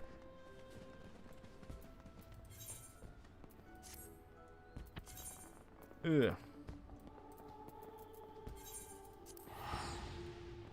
Love the fact it's pretty much Dracula. Talking about Shiki, kind of is, kind of isn't. Because, like, it's Dracula, but it's Dracula mixed with 30 Days of Night, where they're trying to take over a town. And on top of that, I'm trying to find what's a good an allegory or analogy or comparison with like the oppressed become the oppressor, that kind of thing. Bees for $5. Where on the femboy racist spectrum do you identify? Femboy was a bad meme, and it's honestly to the point of like, dude, you're kind of just telling on yourself at that point. Did you get the mount for the most recent event? I did not. I did not get Phoenix. But if they took over the town, they died from bloodlust. Yeah, yeah. Well, they could have found other people and kind of enacted what I'm talking about. The whole thing with them wanting to take over the town is they wanted to have a town for vampires. Because they felt like the world didn't accept them, which, I mean, of course they fucking didn't. But they already established there are vampires in, there are vampires in cities, and they're able to live very successfully in a city. You know, it's purely the fact that the little girl wanted to take over a town. I mean, in a way, that's kind of like Dracula. The narrative changes around everyone instead of Maine. Well, what I mean is, you know, Shiki for the first half of the story is people terrified, not having any clue how to survive the vampires. People are dying. People are going missing. They don't know what to fucking do. March $2, Shiki's 30 Days a Night, but the vamps are 90 IQ. Basically. They're still people. 30 Days of Night, they make a point that they're part of the hive mind, and they basically act like feral zombies. But Shiki, they very much have their intelligence. But I guess the best comparison of how it shifts is this. In the beginning of Shiki, there is a character who dies. I don't remember her fucking name, but basically, she is a loving wife and mother. She married her childhood friend. She dies and is turned into a vampire. She slowly starts picking off her family one by one. First her son, who is like 10 years old, her husband, her father-in-law, and finally the mother-in-law. And the thing is, the people are... By the time the mother-in-law is next on the hit list, they kind of sort of figure out there's someone gunning after her. So they try to hide her in a hospital. And they board up the hospital, fill it with religious symbols so they can't get in. Well, then the vampires just turn off the power in the hospital and take the mother-in-law away, and they eat her in the middle of the street because they're feral and they want blood. You have that scene where it's a horror scene, it's fucked up, it's like, oh god, this is so terrible. Then in the second half of the series, when shit is on, the main guy kidnaps a vampire that tried to kill one of his friends, chains him to a tree, and just sits with him and waits for the sun to rise up. So you have that. You have two very distinct tones, where you have horror movie, oh no, they're gonna get into the hospital, and then you have the fuck you staring at you burning to death in the sun. That kind of shift. So the vampires ate the vampire. The mother-in-law wasn't a vampire. That was explicitly why they were trying to hide her, because she was human. Vampires need to masquerade. Stupid Shiki kill everybody. Exactly. Shiki vampires should have learned never try and gen a whole village. Well, as stated, they could have actually sat down and talked with people. If they talked with the village elders and was like, listen, we don't need to kill anybody. Just let us live here. Let us have our space. They actually would have. The town was very reasonable. It's the fact that they were picking people off one by one and trying to turn them.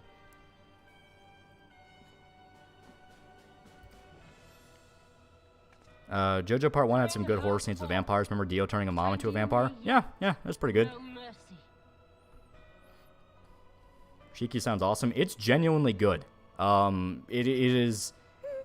It leans a little too hard on the you've become just as bad as what you're fighting. Because, I mean, it was literally a war for survival. You know, it's like, if you didn't kill them, they would kill you. There was no debate about it. They were trying. So you fucking kill them. And yeah, some of the people enjoyed it and they got sadistic with it, but that's war. I mean, I'm sorry, but that is war. People would make jokes about it. They get cruel. It's like, yeah, I mean, that was what was going to happen. You think 200-year-old vampire child should have died? She should have, but they kept her alive as like a sequel stinger, even though there was never a sequel. It's just kind of a, oh, now this is just destined to happen again in a different area.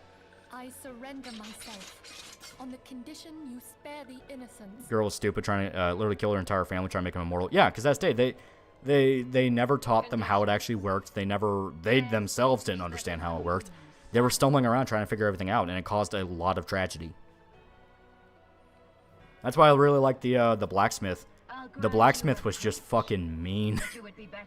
Like, he just enjoyed killing him. Like, he stakes his fucking son in front of a bunch of people and just says, I'm sorry. You know, like, before he stakes his son, he specifically says, as a father, I will take responsibility for my son's failure.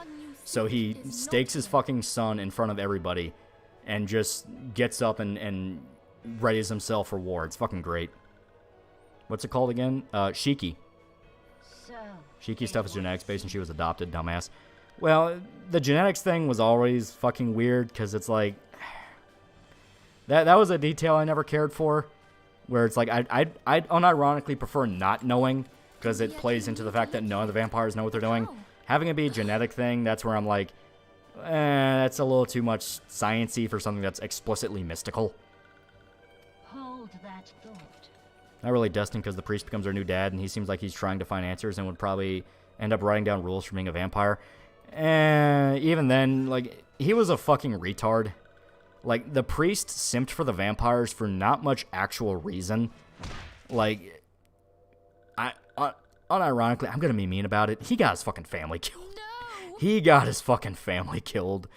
It's weird to say that, where it's like, you know, oh, well, you know, the innocent shouldn't be dragged into the larger conflict. Everyone learned of the existence of vampires, found out every single disappearance in the town is because of vampires. They have to kill their own family members who have turned into vampires. What the fuck do you think is going to happen if you go, no, but, you know, we can, you know, we can do this. We can compromise. Like, no, you're past the point of fucking compromise. Have you not done enough? Why would they not kill her? Not killing the epidemic makers, like you said, it's just going to cause the event to happen again in another village. The village did not choose to not kill her. She escapes. We must away. The blacksmith guy corners her, but she is able to get out because of the priest guy. They absolutely wanted to kill her. The high priestess of the science should suffice for now. They really wanted to make him have the moral high ground, but the situation is just fucked beyond belief. Yeah, I stayed. It's what plays into the whole, like, oh, you're becoming what you hate, even though it doesn't make, it genuinely doesn't make much sense. It's like, yeah, we are. What's the fucking problem? You know? It's like, yeah, it's not nice, it's not pleasant, but this is the kind of shit you fucking turn around and pretend you didn't see. It's like, yeah, they're dragging this lady who used to be a housewife into the sun, watching her melt, and are laughing as they're fucking shoving a stake into her. Turn around, you didn't fucking see shit. You know, it's one of those things.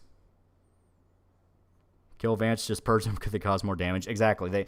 They made it clear peace was not an option. I know it's the meme, but it genuinely was a situation of peace was not an option, they have to die.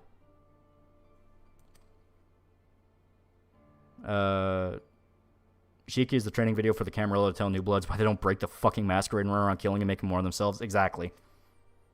There's a reason you get permission. War of extermination's unpleasant. Surprise, surprise. Yeah.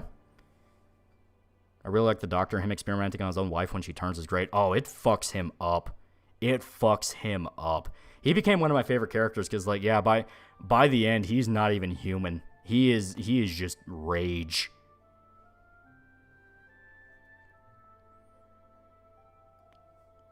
And bring up, this is like one of the only villages that buries their dead in Japan. Have me actually looking that up? Yeah. Have you read the manga Flowers of Evil? I saw the anime, the one that was rotoscoped. I do hear it's genuinely pretty interesting and pretty good, but no, I haven't read the manga. Vamp situation in Shiki is similar to commies killing in Indonesia. I mean, I wouldn't go that far, but it is a situation of, hey, this is an active threat and you have got to take care of it. You don't have a choice. Even the main guy, that's why I like the protagonist. The main guy, even after he becomes what I thought was a ghoul or like a strigoi, you know, a special vampire, but everyone called him a werewolf and it confused the hell out of me. After he becomes the special vampire, he flat out, like, helps the doctor experiment how to kill them. He is very aware of, like, it doesn't matter if I'm one of them, they're going to kill the town.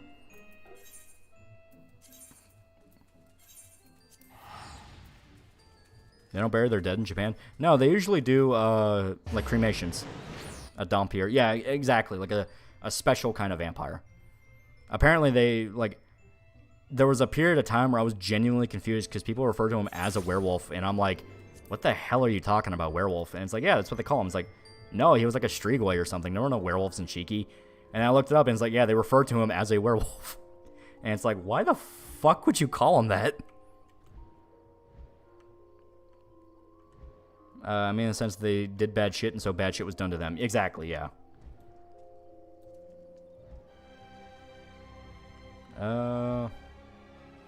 Special, is he retarded? No, he doesn't have the thirst for blood, and he does not have to worry about sunlight. Other than that, he has all their strengths. He can do hypnosis, he has super strength, he can do a lot of stuff. And it's a case of vampire servant being stronger than the vampire. Exactly, yeah.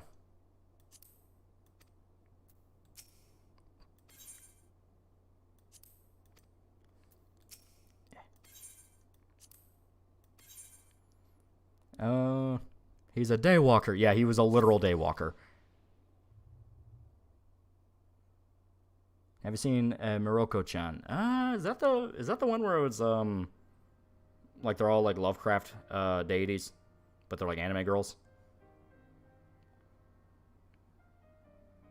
Oh no. Okay. Yeah, that was the girl that could see ghosts. Yeah, I saw that one. I like that one. He got stronger if he fed. Other than that, yeah, he's almost immortal. Yeah.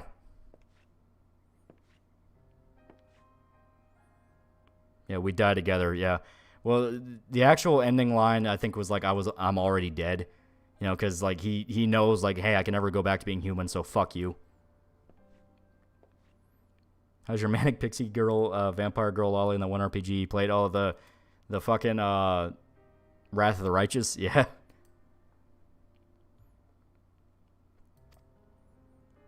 Cremation's a major form of funeral rite in Japan, but if you're of another land, they'll bury you more than likely. Yeah. That's why it was really important in Shiki that they buried their dead.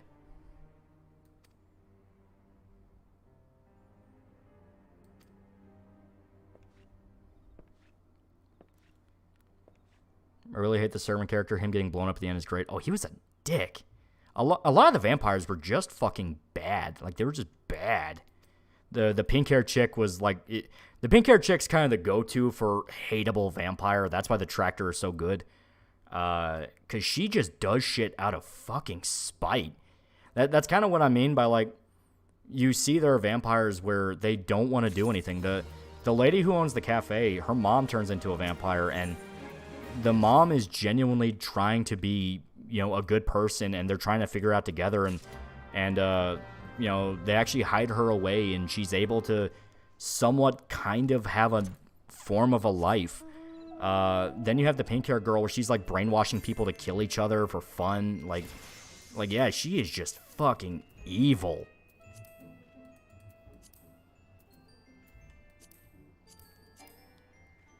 Alright, yeah.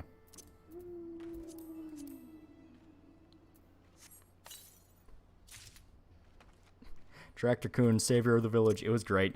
It's especially great if you read, I think it was the manga where, okay. Whole reason Pink Hair Girl goes down is because she has a hallucination where she sees main guy, who is the guy she had a crush on in the series, in the crowd with, like, the vampire hunters. Because she thinks he just died and doesn't realize that he became a Jinro, which is what they call him. Once again, werewolf, which confused the hell out of me. So they're able to, like, corner her while she's distracted and kill her. In the actual manga, and I think the book, he is, in fact, in the crowd, and he points to her and says, there she is. So main guy fucking helps kill her, and it's so hardcore.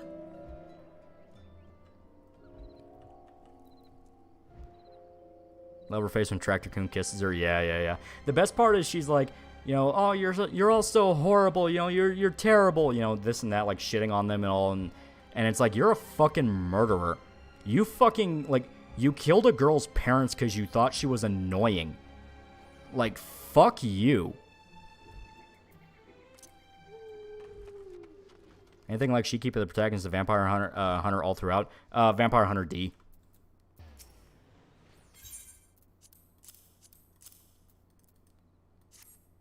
There's the house. Send her to the hood. Yeah. Oh, yeah, the mom and the baby that didn't turn. Yeah. Turns out people in the country who spent their lives farming are quite strong. Well, it's like I said, it's the thing where the first half of the story is the vampires preying on the people and treating them like cattle. That's where some of them do develop the you know, we're superior beings mindset. And the second half shows what happens when the fiery mob starts. Where it's, you know, the fiery mob starts and it is time for biblical judgment. You know? I have to watch this now. Is anime or manga better? I think they're both equally good. You can also read the novel. Because, yeah, it's a novel that was adapted into a manga that was adapted into an anime. I think all three are genuinely good. They have small differences on, like, who exactly dies when. But other than that, it's still the story.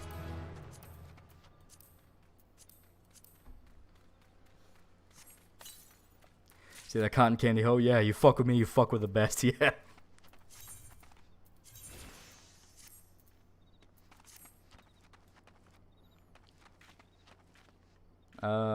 Midnight Mass and Awesome Vampire Story. I need to watch that.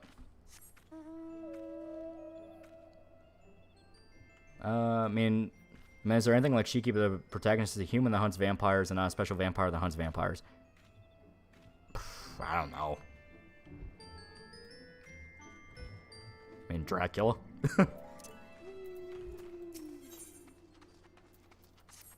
Villagers were justified. Fuck those anime reviewers for saying they became the monster and they quite literally were protecting themselves and doing justified reprisal attacks.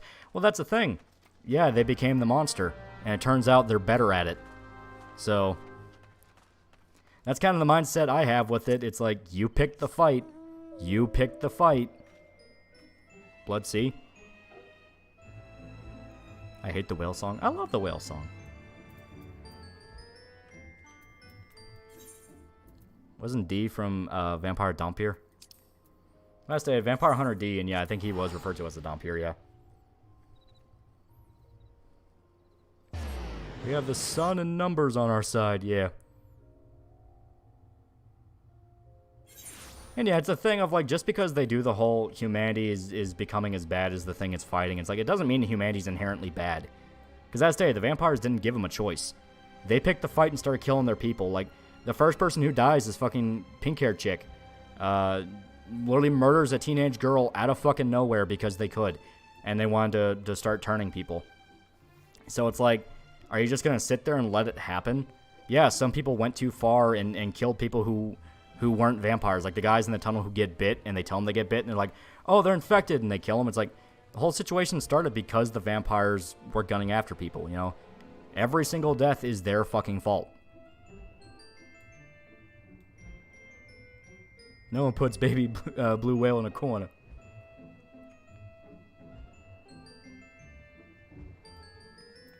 It's played way too much. Put the whale in timeout. It plays much because it's fast.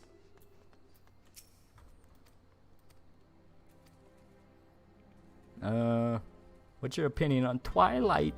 God, it's so fucking weird hearing of that franchise now. Like, especially considering how hard both Kristen Stewart and Robert Pattinson have worked to fucking, you know, scrub themselves of that franchise. It's so weird hearing about it. Yeah, blue whale, turn up the whale. Yeah.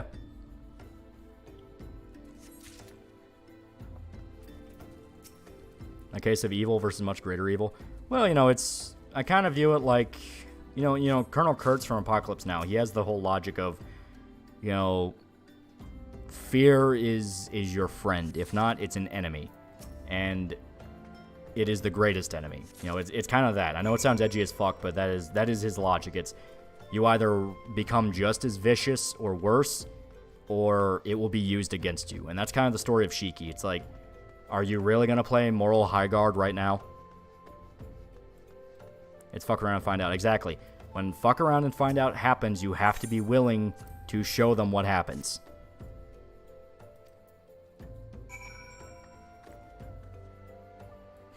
Ever go to Ishgard just to ride around in your magic carriage just to relive FF6? Yeah. How do you feel about Volition being shut down? It's sad. It really is sad.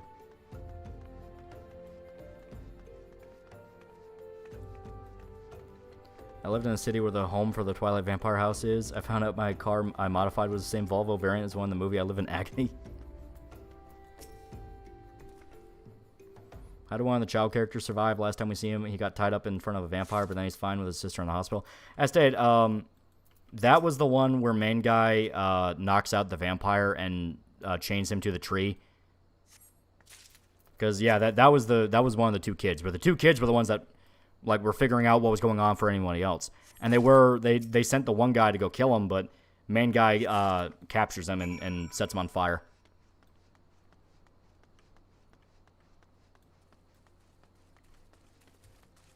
An example must be made, even if it means friendly fire. Well, I stated, it's a thing of, you know, it's nature. You know, physics.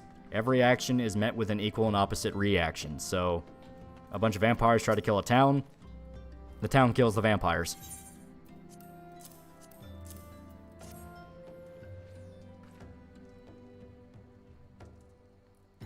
Kevin is shirtless. I don't know why. Volition is closing. I know why.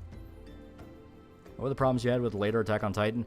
It was kind of a compounding thing where I didn't like the whole, you know, oh, what if Aaron Wright, what if genocide is the answer? And I'm like, no, that's fucking stupid. And on top of that, I was not a big fan of flesh mechs. I'm not even gonna lie. I was not a big fan of past the quarter mark of Attack on Titan. I liked the whole having to actually figure out how to fight them the smart way thing. When it got to Titan shifting, I was like, man, this isn't really what I want, because now it's just Gundam, so I'll just watch Gundam or Getter Robo or something like that.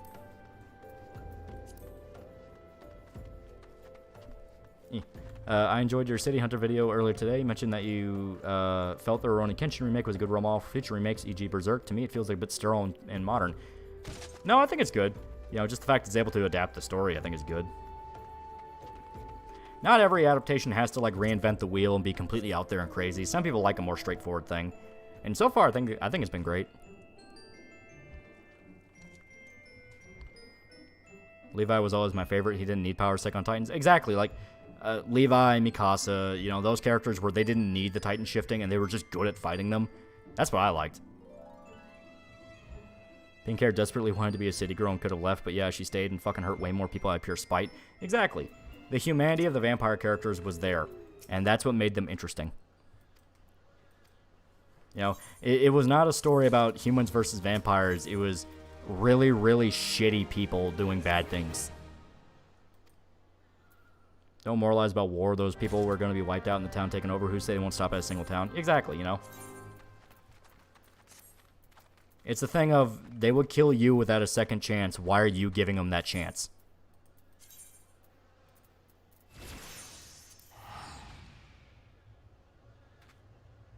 Now do Slayers. Dude, it's on the list. I am working through a list.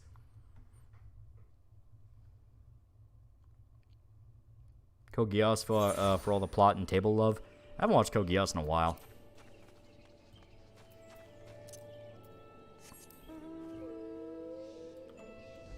Show the list? No.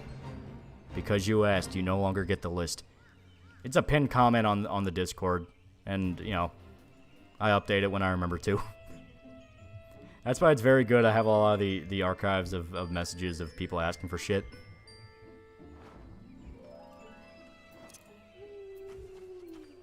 Yeah. Discord link was fixed. I think I got it fixed. I think. I won't know until someone tries to subscribe to it, but it had this thing where... So, when you have the subscribe star bot in your server, it has a role for the subscribe star bot, because it automatically assigns the bot that role. And it needs to be at the very top of the roles list. I don't know why the actual placement has to matter, but it does in Discord. So I kept having to tinker with that, where anytime I would kick the bot out and try to redo it so we can get a new link, you know, that kind of shit, someone would try to join. They would try to join, so then the bot would be like, I can't do that. I don't have the permission. Disabled due to error. And I'm like, motherfucker. So I think I got it fixed now, but we won't know for a while. We won't know until someone complains, and then I have to go and fix it. The Patreon one, I think, is similar. Patreon does the annoying thing where it says it will do it automatically, so it won't even show you a lot of the options. And I'm like, I hate that. I hate that. Just let me see it. Turning everything into an app where you do all the shit in the background pisses me off. Because like, it's not even like I'm that tech literate. It's the fact of, at the very least, let me know.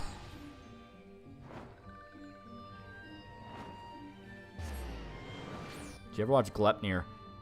That one sounds familiar. Is that the one with the big mascot dog guy? And the chick who controls him?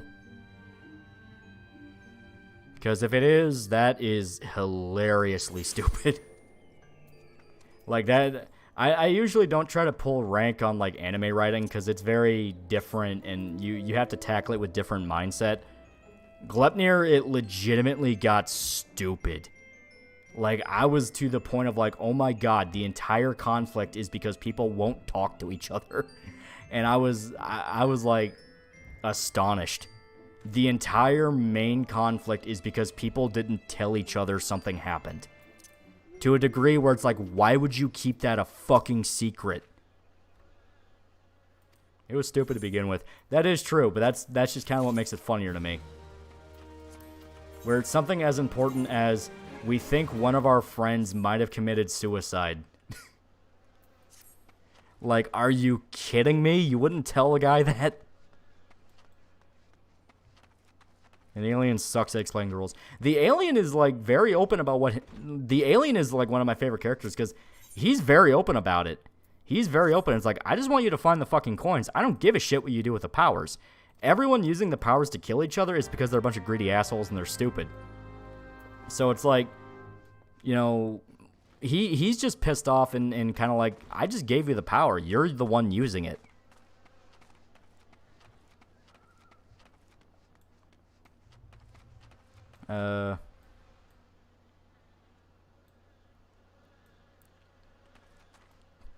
Damn it, Wheeler sucks. That our best friend just killed himself. Any spot, he just keeps walking around and saying some gibberish about how he's alive. I'm not sure if that's a reference, but fix your grammar. That was hard to say. I gotta do this to you. Jormungand is cool if you want to watch a gender-bent anime Lord of War. Jormungand's just fun. That's a fun one. That's one where it's able to embrace how stupid it is. Like they get a nuke. I will not fix my grandma. I want you to suffer intentionally. Werewolf girls or vampire girls? It depends on the series. I will go with that. It depends.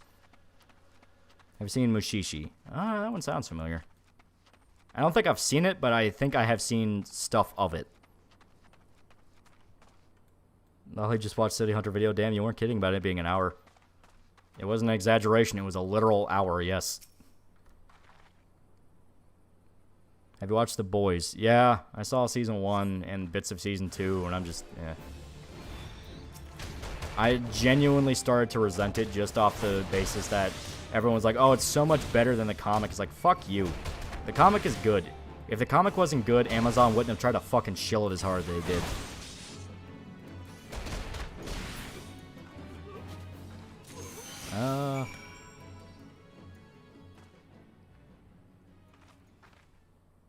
Alright.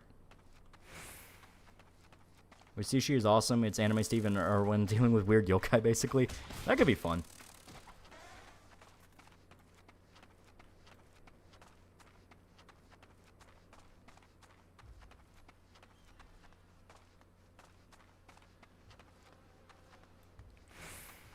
What's the best werewolf, roided out killing machine or big dog? I prefer big dog. Roided out killing machine can be fun, but if you look at like the actual like werewolf prop of American Werewolf in London, it looks fucking sick. Where, yeah, it's a big dog, but it genuinely looks like a fucking hellhound. Samurai Bear for $1. Hey Lolly, what series have you seen or read that was ruined by fans? A series I'm reading, I learned a character I liked got killed early because fans kept sending him death threats. There's a lot of those. As stated, I kind of go with The Boys, where everyone's convinced the show is the good one and the comic sucks. So that's one where I'm like, man, fuck you. Not gonna lie, My Hero is one where I don't want to touch it solely because of the fans. I know about stuff from My Hero. I checked out a little bit of it, but I don't want to sit down and go through it.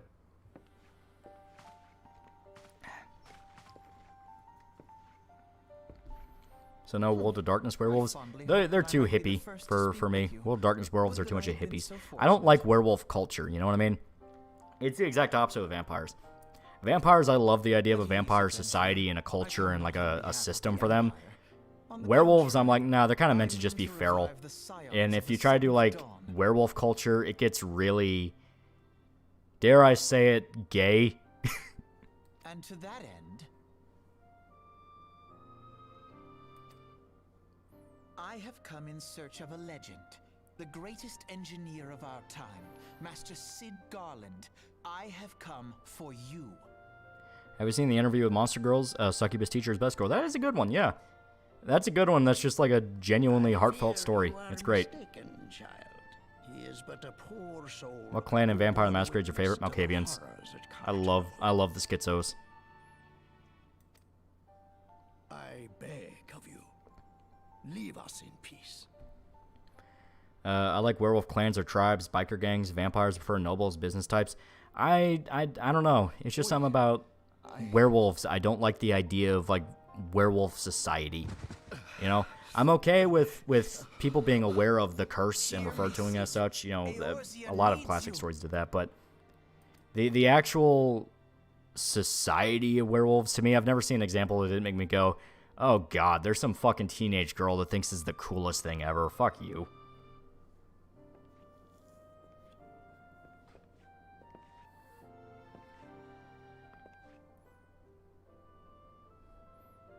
Nosferatu are the best. Stay in the sewers. Worst clan? That's where you get into some, you know, kind of the basic bitch ones where they really are just an archetype, you know? Like you have the fucking, let me look up the clans real quick. They have the fucking weird ass names. Here, these belong The to fucking you. weird ass names. I thought you bore the mark of greatness. It seems that I was right. You have the Bruja, the Ventru, Tremere, Nosferatu, Malkavian, Gangrel, La Sombra, Zemish, and Ravnos. If I remember right, Vampire the Masquerade Bloodlines only covers up to Malkavians. You get the Zemish for that one quest, but you don't get to play as one. Yeah, Bruja are the fucking anarchists. Ventru are the nobles, right? They're the ones that can't drink, like, low-quality blood. They have to drink high-quality blood. Tremere, I think, are they're the mages. Nosferatu are the stinky ones. Malkavians are the schizos. Yeah. So I'd say, like, actual worst clan that's, like, not interesting to me. Bruja or Tremere. They're where they dip into just full-blown, like, they are just a class. Like, Bruja's the fighter, Tremere's the mage. And Tremere has some cool powers. They can do a lot of really interesting spells, but I don't know. At your service. As a scion of the I'm on the seventh sewers. soul, I'm using the I Nosferatu's stand Grace against creation our primal ShrekNet. and Fuck, imperial 5th edition foes, for removing it. as my grandfather once did. Yeah, sewers are basically built for the fucking Nosferatu. Holy shit. It's no secret what befell our order To be of fair, the you can Wicked only play as Sands. Camarilla clans in the Word has Vampire the Masquerade. already spread Yeah, across and it makes the sense because you're ocean. working with the Camarilla, but I was just explaining the ones that are in the game.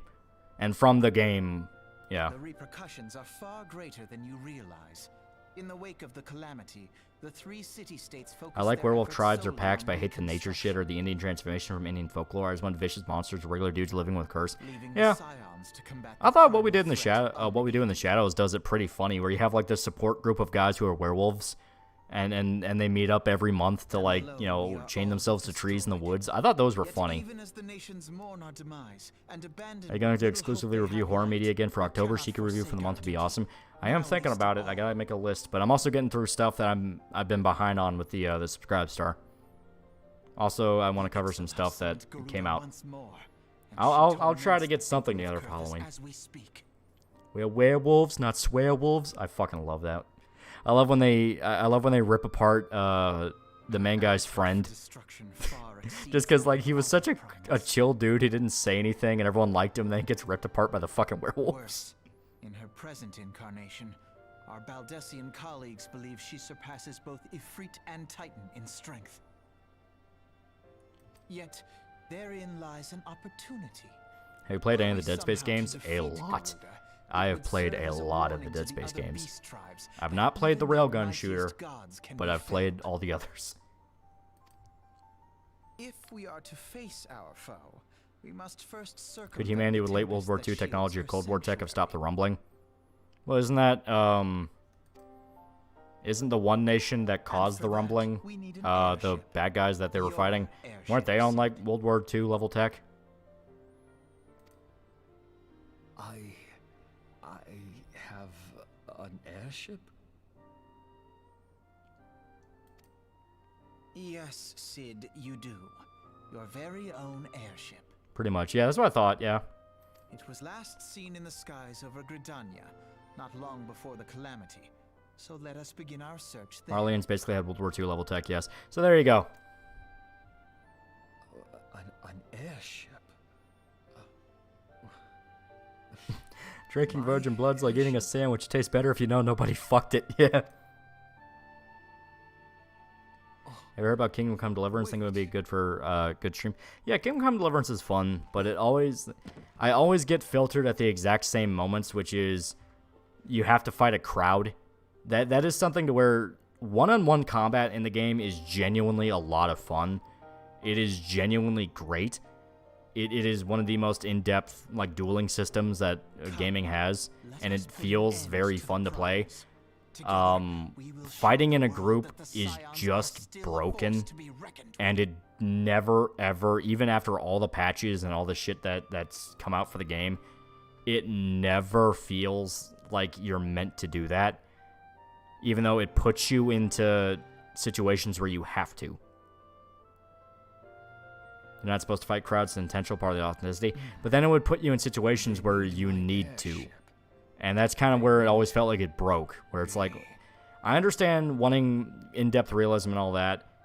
When it comes to stuff like fighting crowds, have some leeway, you know? You don't have to completely fucking... Oh, there's a Virgil. Is he a Virgil or is he a dude from Bleach? That is the ultimate question. But it's like, have some leeway, you know, be willing to forgive at least somewhat for people. You have to outsmart them on those points. Even then, it feels like they throw you into situations where you have to fight a crowd. Subscribe to your Patreon, says Discord server's not connected. Okay, so I will have to solve the Patreon one too. Which makes sense, you know. I will get that one set up. I will DM you a link as soon as I'm done here, and I'll get the Patreon one fixed in the morning. Yeah, the invite link getting leaked out caused some annoyances. It's nothing too major. It's just the fact of like, yeah, you have to go in and remember how to like get a fucking Discord bot working. I missed the whale. Don't worry, he's always there for you.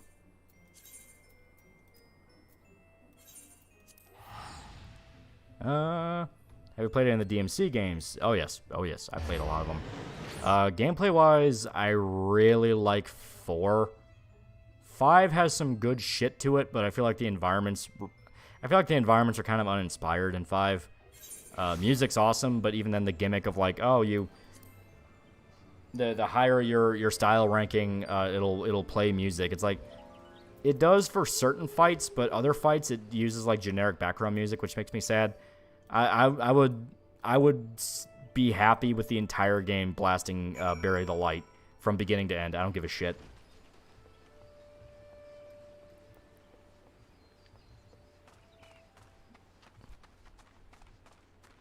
Who knew giant meat mechas would not fare well against human technology? Well, I mean, they could, but you know, it's a thing where like when you get into like modern technology, you can make arguments, but no, the meat mechas are genuinely dangerous because there's one spot you can hit to kill them, and you have very, very intelligent ones.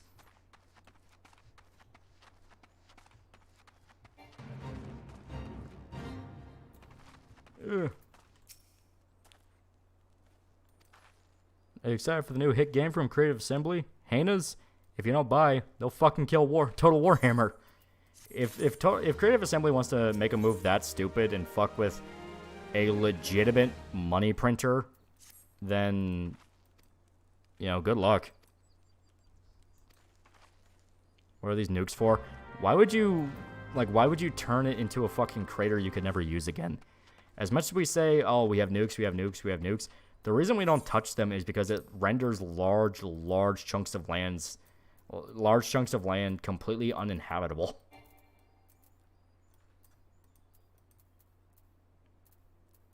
Okay.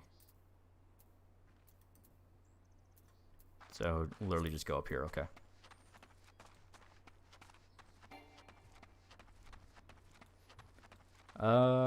Is there anime where characters escape war and find a quiet, peaceful place to live?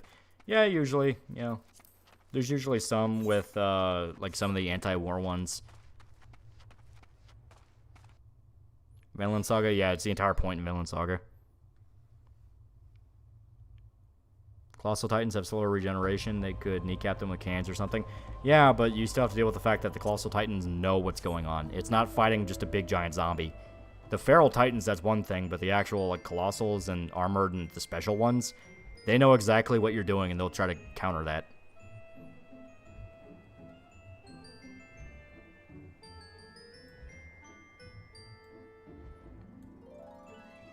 Would you rather get the ending to Berserk or end world hunger?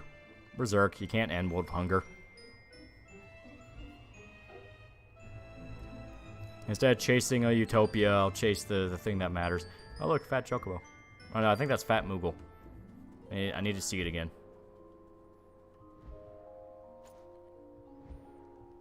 Yeah. Yeah. Damn whale. That is in fact a Fat Moogle, okay. Why are so many Japanese games of flying whales? Because they're cool.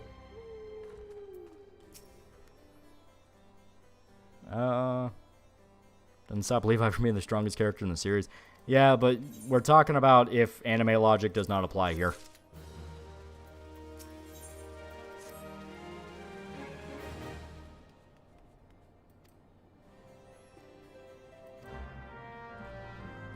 Ugh.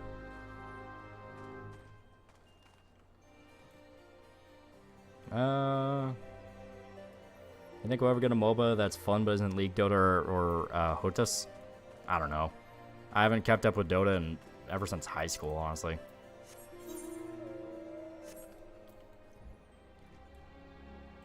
Can Guts take on the Armored Titan? I think he's fought things that are pretty much equivalent to him, yeah. Especially if he has Berserker armor. Like, if he has Berserker armor, yeah, he just wins.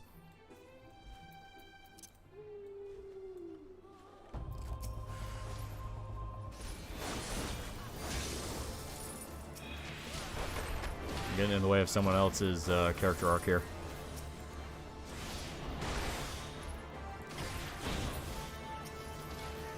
Me.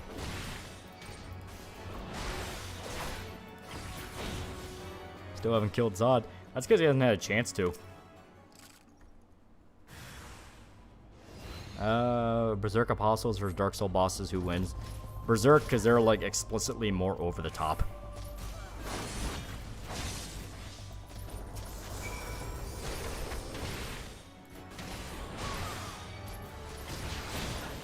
Funny tomboy comes in to ruin your character development. Yeah. Worst part is we're wearing the same armor too. I'm insulted. I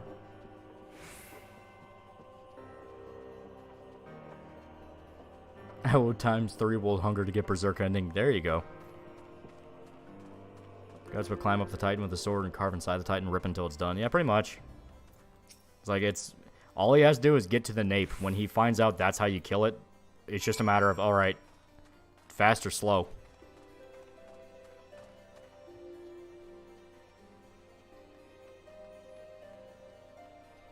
You know, Joe should do more Sims party boat. That was hilarious. I am looking into different mods because I have discovered that there is you can mod it to where you can put shark spammers or like shark spawners where you want. So you can like dedicate a certain area in the water as like a place where sharks will show up. So I was gonna put like a bunch of different shark spawners around the party boat.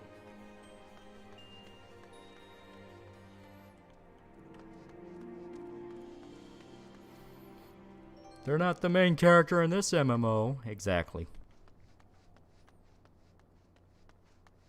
Titans would be only be useful for high velocity can get invented. But even then, high velocity cans do exist in Attack on Titan. Could Shiki work in live action with the right team? Yeah, I don't see why not. It's a vampire story. A pretty grounded one, honestly.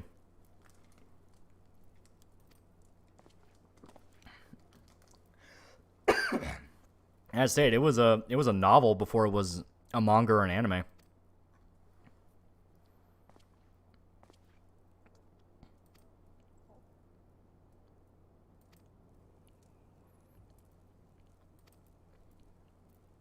Yeah. It's kind of terrifying that Guts is the only one shown to be able to take down apostles consistently. Yeah. I mean, okay, all fairness. Salak got close. Salak got really fucking close.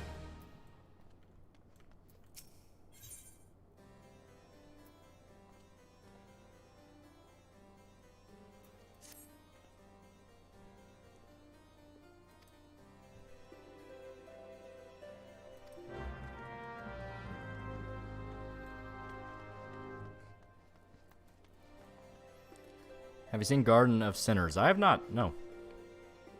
Meow.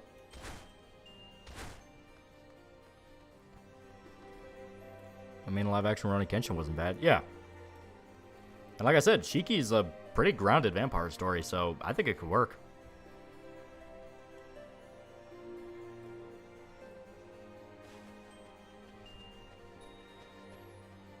Ugh. Just wait till Record designs medieval missiles. He got close. He made a fucking rocket launcher. I gotta make more analysis videos on games, movies. I enjoyed your videos on Spec Ops and Last of Us 2. I just put one out. It's about City Hunter.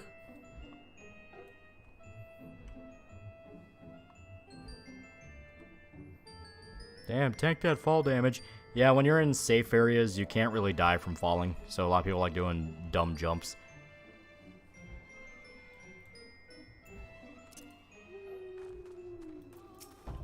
These guys are on a hunt list, so I'm gonna kill them.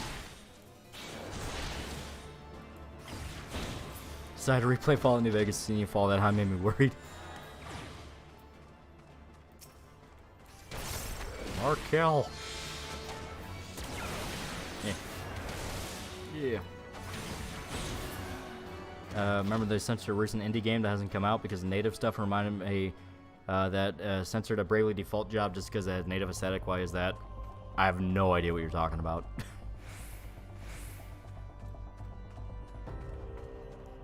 I'm waiting for the Wolfenstein one. Yeah, Wolfenstein one's been on the back burner for so long, it's starting to have smoke.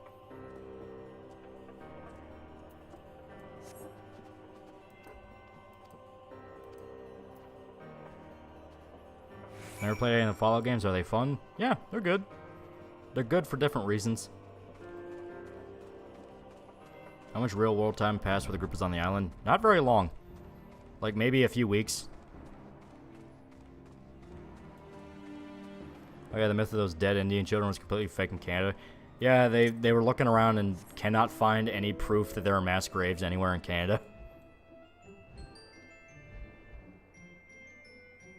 What would the Wolfenstein one be about? Talk about the history of the franchise and the reboots. Where you have New Order, and then Old Blood, and then New Colossus. Where I really, really did not like New Colossus. I didn't like New Colossus, and I especially didn't like... I didn't like that it became about, well, was it woke or not? I mean, it was. But more the fact that the writing all around was dog shit. Like, it was really fucking stupid. Like, okay. New Order took itself very seriously. It was over the top and campy, but it took itself seriously. There are genuinely, like, heartfelt moments in New Order. New Colossus, you go from that to a Tarantino movie, and it's such a complete culture shock that it's just like, are you fucking joking? Are you fucking joking? I was getting legitimately insulted. Gameplay was also shit. Yeah, that was the thing I noticed, where it's like, how do you make the shooting worse? How do you make the shooting worse? Like, when the game launched, you didn't even get fucking hit indicators telling you were being shot. BJ's father was to the point I was genuinely getting, like, angry. I was getting angry.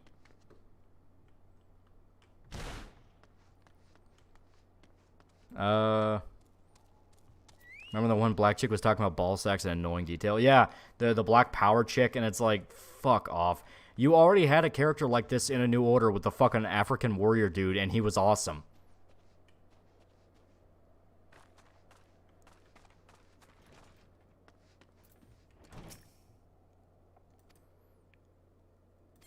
Ugh.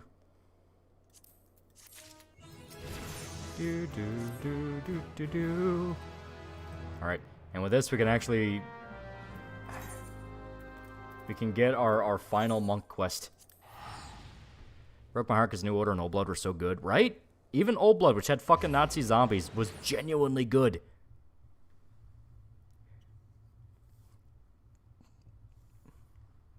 The commie space aliens guy, yeah, the fucking...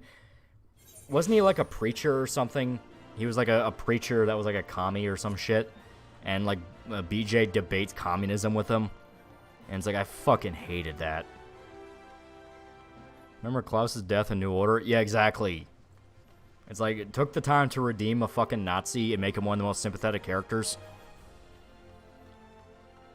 BJ's dad made no sense. The point of BJ was that he was a normal fucking guy with a normal past. Also, hey, they made that cool African guy fuck the fat Nazi chick. Yeah, that was like... that was to the point where I was like, okay, that's stepping into a little bit of like, okay, that might be kind of racist, though. It's like, the black guy wants to fuck the fat white chick? Huh. What did they mean by this?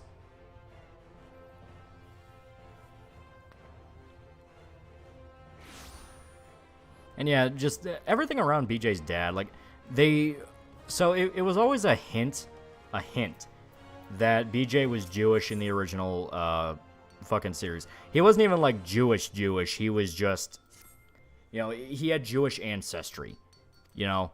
So them trying to push the whole, like, oh, well, he's actually a Jew and he's the Nazis' worst enemy. That's getting to the point of fetishization.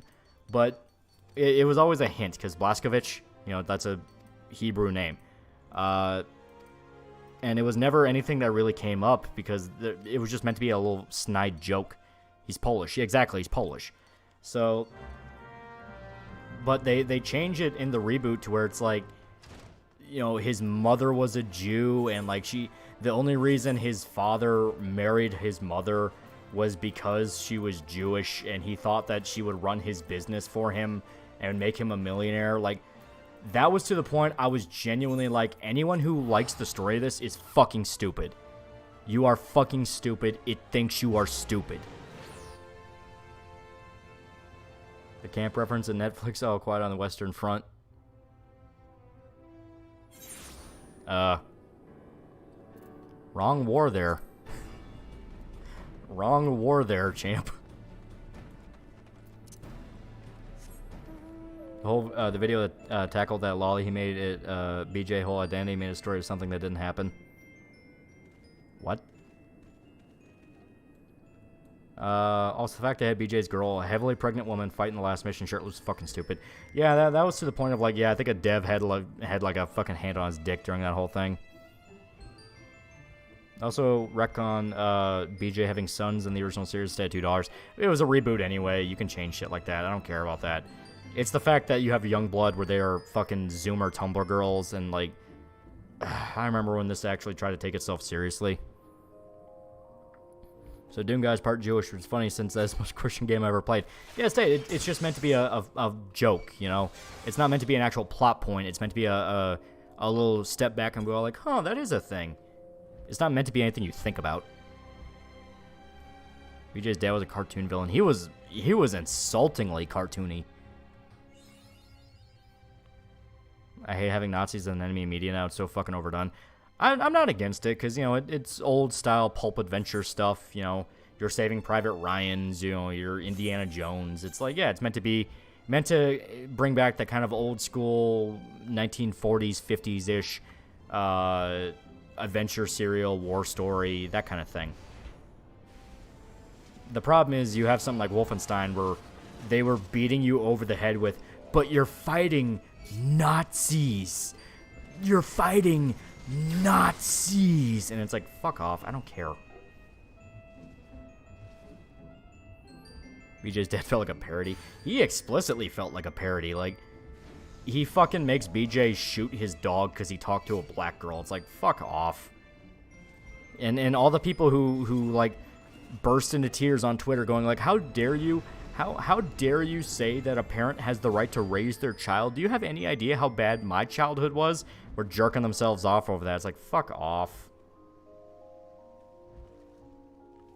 Wolfenstein reboot needed more paranormal stuff.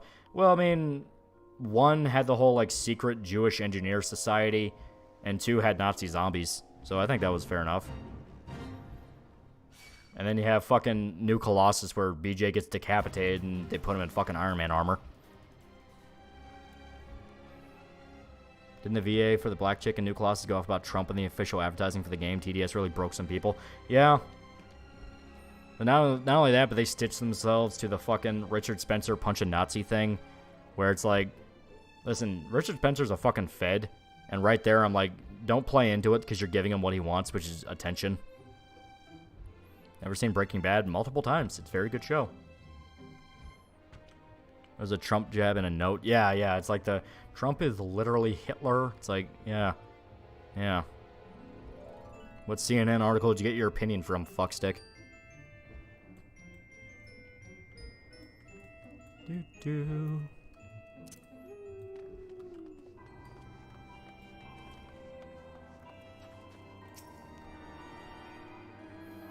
I would like a game or show where the Nazi is the good guy, like him and his team are only stopping a zombie threat or something. Like, no, just because we have a whole bunch of media where Nazis are the bad guy doesn't mean that you make media where Nazis are the good guys.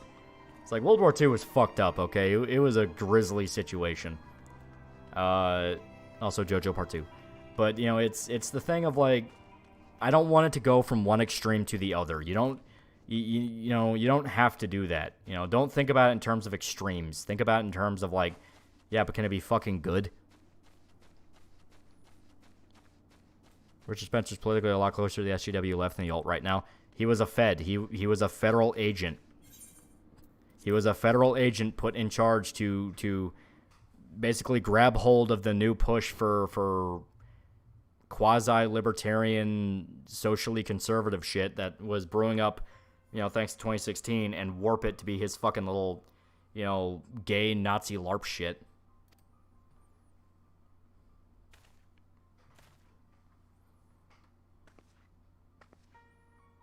What about the Nazis who exploded Hitler and his group? Yeah, and? One example of them trying to kill Hitler doesn't mean that a lot of shit that happened in World War II didn't happen.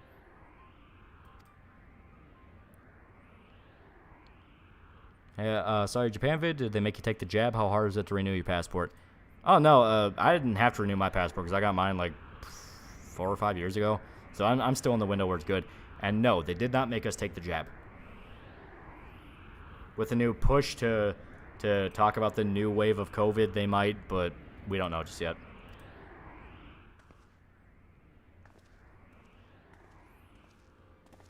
Change for Persona series video. I've been debating it back and forth, and I've been thinking about how could I possibly do it. Because I want it to be one of those of, like, talking about the main story and shit like that, but then it hit me, it's like, man, any Persona game I pick would be fucking long. COD Zombies did it right. Nazis aren't good guys. Everyone just hates zombies, and the Ultra Evil 2 sends hard to rule over corpses.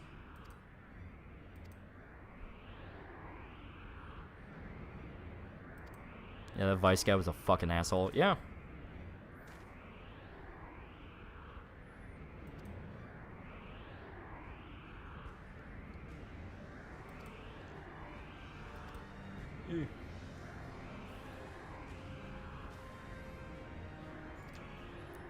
You should do P1, P2 since those games are the ones most people gloss over, or perhaps do IF. That could be interesting, yeah. Dude, I have a brother who thinks the Nazis are the good guys because he believes what Spencer and Fuentes say. It's fucking annoying. Yeah, they are feds. Their job is to get there. Like, their job is to ingratiate themselves in whatever circle they're ordered to ingratiate themselves into, and then they spread bad information, and from there they fuck over people that are looking for a new political identity. That's their job. You know, the CIA is one of the biggest information apparatuses on the fucking planet. You don't think they use that against their own people?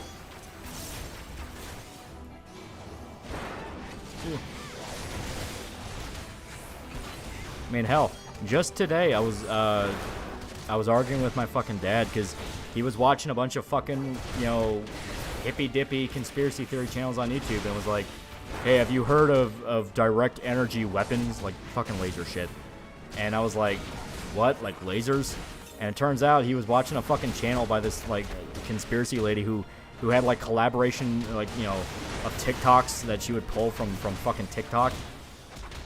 And one of them was, like, there was a secret code in Mountain Dew that proves the government performed the Maui fire because they just renewed Maui Burst to stay on store shelves.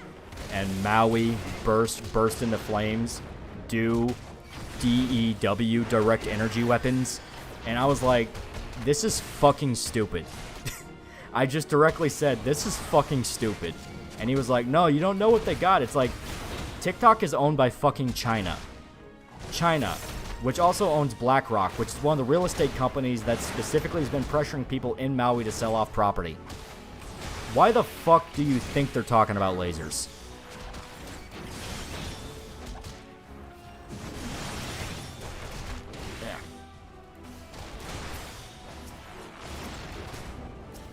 Go.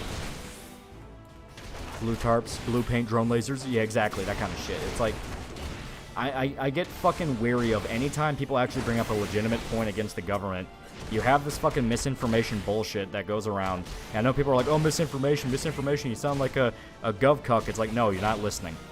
The CIA will intentionally spread propaganda in order to distract people from the larger argument. They did it during Pizzagate.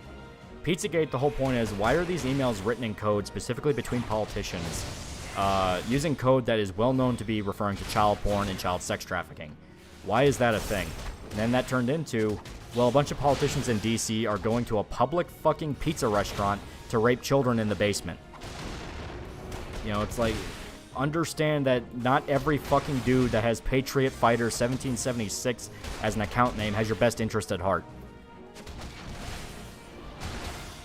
Also with Aliens now. Aliens is the surface level one where they know people won't believe it.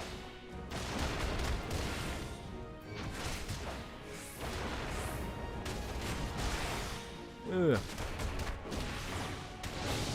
People forgot war crimes happen all the time, especially with the good guys. Well, it's more than that. It's, as stated, the CIA has run entire propaganda operations across the entire fucking world. Why would you assume they wouldn't do that to you? And when you keep that in mind, a lot of shit makes sense.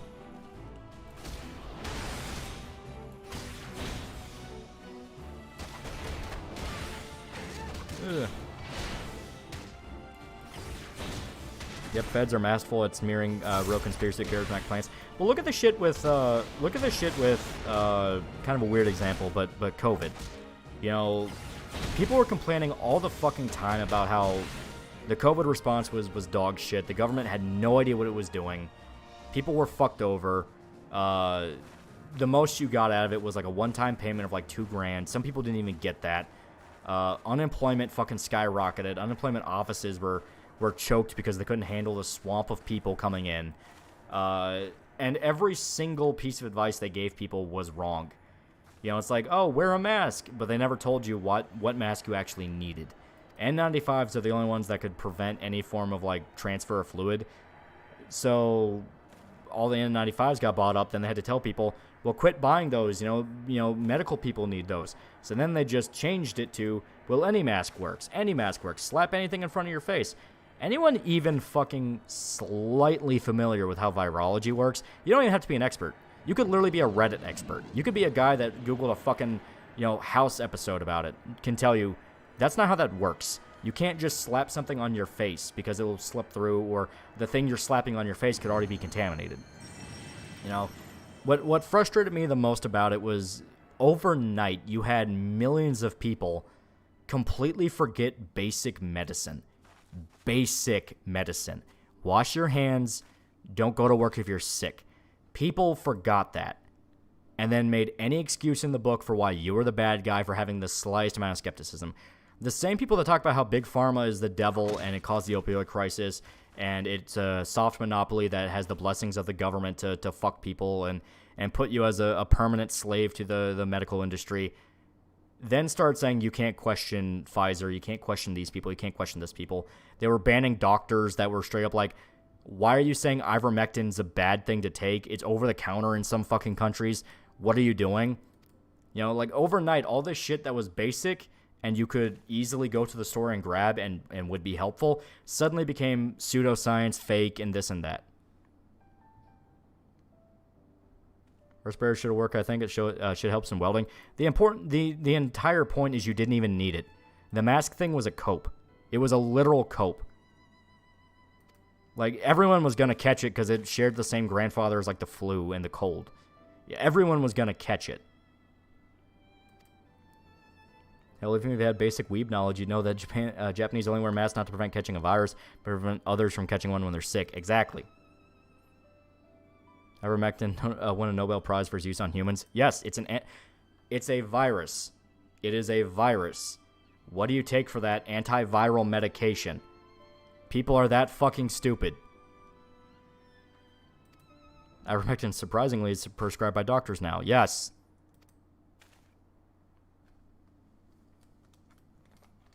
Ugh, that's horse medicine. Yeah, that shit where it's like, well, that's horse dewormer. It's like, no, the specific brand you're pulling up is horse dewormer. It's actual fucking medicine, you disingenuous fuck.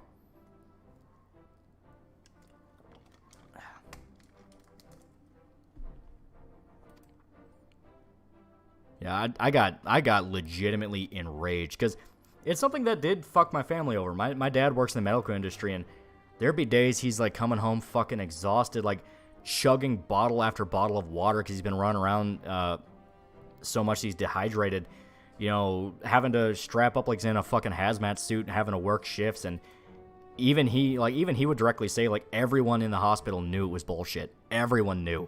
But you weren't allowed to say anything because you'd have that one asshole who would go like, well, you just want to kill our patients. Like, are you fucking kidding me?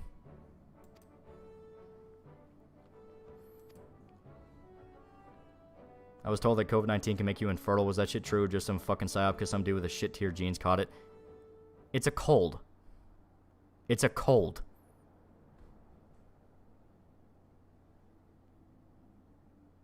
I suppose this entire conversation's happened before. Everyone's gotten heated about COVID. And I say there was a lot of times where I was legitimately enraged at a lot of how COVID was handled and how people acted.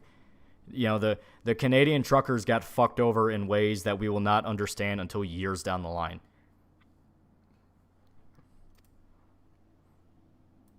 Like, I don't think anything told the inevitable fate of Canada much like the Canadian truckers, because after that whole shit happened, like, the next big thing to happen in Canada was the fucking, oh yeah, if you want to die, we'll just kill you.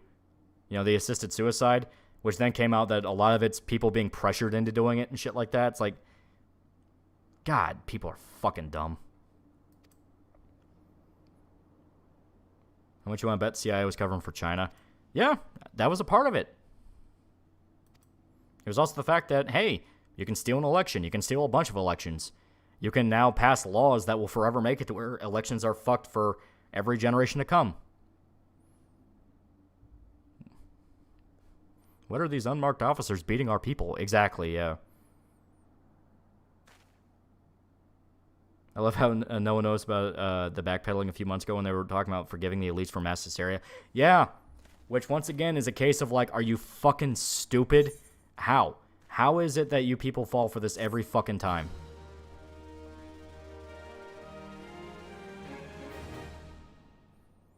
I mean, this entire thing I've heard COVID talk from you exactly before, like I woken up tuning in, I was fucking confusing this past stream. As day is possible. I mean, we've talked about COVID before, especially during the times when it was actively happening. So yeah, we probably have had this conversation before. 90% of incompetence in the government or in big business is a result of wait, but we need more money, so no. Yeah. And a lot of human rights abuses are specifically because nobody goes, hey, but maybe this time they're not right, though. Like, the amount of people, like, shouting... I kind of like this outfit. I'm not a big fan of the banana yellow, but I like this outfit.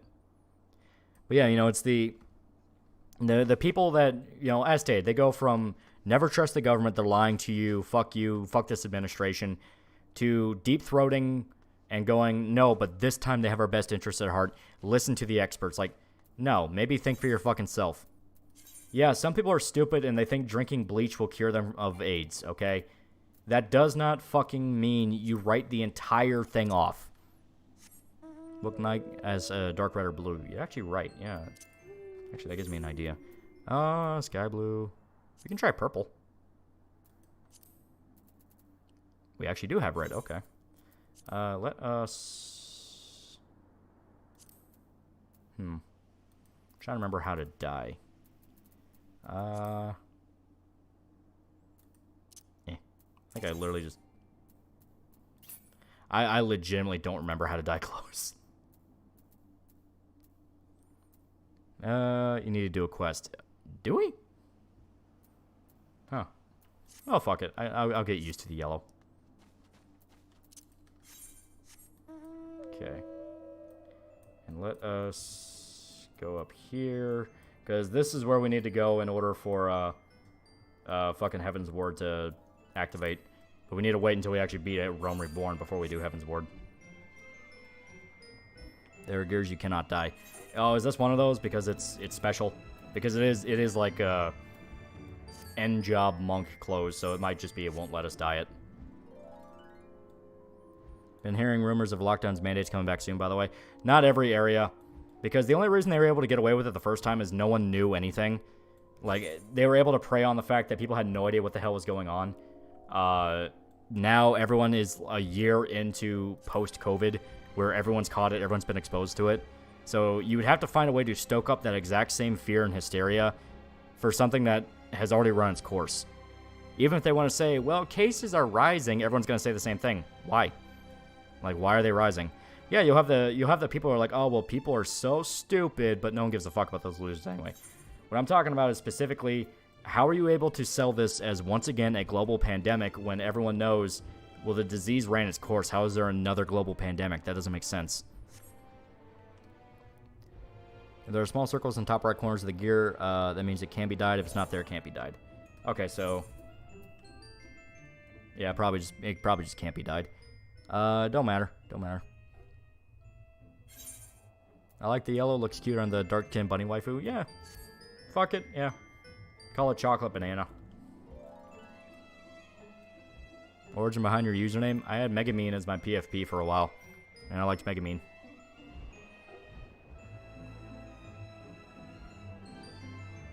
Yeah, virus comes back every 4 years. Surprisingly, during election season. Yeah, ain't that the fucking truth? It's like, yeah, with... you know, they just tried to throw Trump in prison. It blew up in their face. And now, hey, COVID's coming back. It's like, fuck you. God, this shit's so fucking blatant. Every year it's something new, like some kind of new disease, bird flu, then swine flu, then Ebola. They tried to push monkeypox, and people noticed, hey, this, like, STD, why is it getting in dogs and kids? And then they shut up about monkeypox.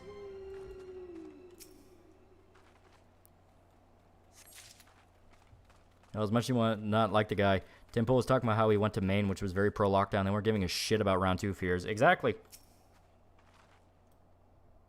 It's like, no, you can't stoke up that same fear. Because everyone knows what this is now. There's no money in the banana stand. Yeah.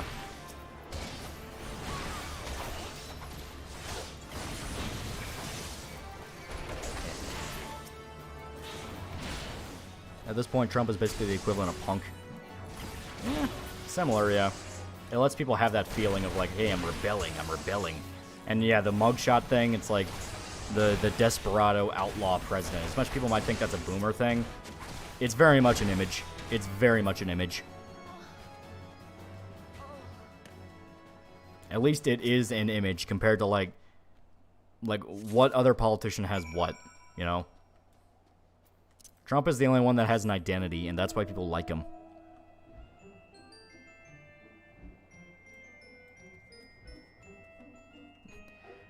The only way to get that level of fear back is if somehow the U.S. sees fatality rates that were seen in China during Ground Zero.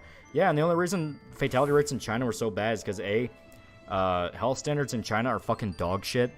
You know, their cities are filled with so much smog and toxins that, like, fucking anything can kill them. On top of that, they were welding people in their fucking apartments to starve to death if they had COVID. So they weren't even trying to treat people. Like, the whole reason deaths got as bad as they did in China is because they were actively trying not to help.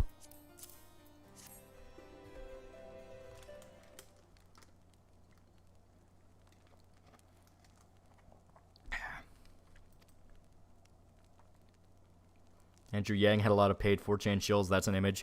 Yeah, the Yang Gang shit, which was another very, very obvious fucking, like... God, that shit was so blatant. And Vivek kind of gives me the same vibe, where guy who shows up and says everything everyone wants to hear, comes out of fucking nowhere. It's like... You're probably, like, a family member to a CIA agent, aren't you? It sounds paranoid, but it's like... You have to be paranoid. Just on economic reason alone, most people realize we can't shut the world down again like that. Yeah, as much as everyone's like, well, we're all making this sacrifice together. There's a lot of people that are like, no, we're making the fucking sacrifice. You are sitting on fucking TikTok or Twitter or fucking Twitch or what have you, making money doing fucking nothing. When streamers were trying to moralize about that shit and go like, well, why can't everybody just follow the rules? Like, because they physically can't. They have bills to pay. Not everybody can fucking film themselves playing goddamn fucking video games and expect that to be their only way of living. The people who can are very much blessed.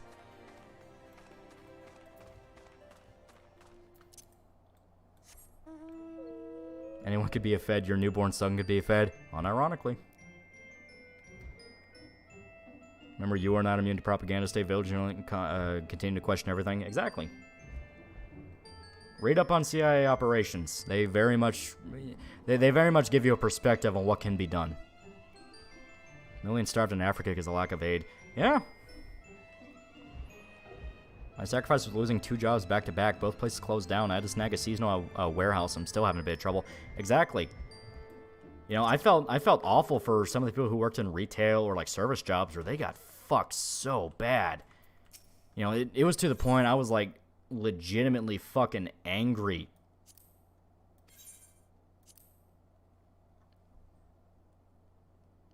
Most people can't go a day without working or their whole economy fall apart. Taking 6 days are a damn luxury to some. That's why I hate those streamers who think they're working for the working class. Exactly, you know?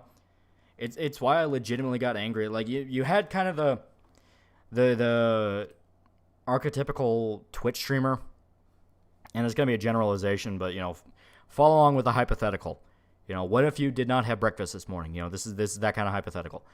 You have a guy who, you know, streams 8-10 hours a day, plays video games, is a shut-in, talks about how they don't get outside much, orders DoorDash for food, does whatever they can to be as low impact on society as possible.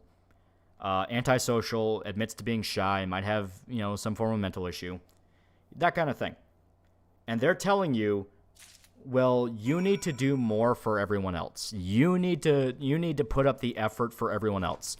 And you're a working guy trying to keep your kids fed, trying to keep your fucking mortgage caught up, trying to get to fucking work, trying to do whatever you can to keep that tight walk balance that you have working. That's insulting. That's insulting to the point of there was points I was legitimately to the point of like, fuck every YouTuber, fuck every streamer, fuck you all. You're all spoiled cunts who have no idea what the world is. Like, I was bitter during those days. I don't like it.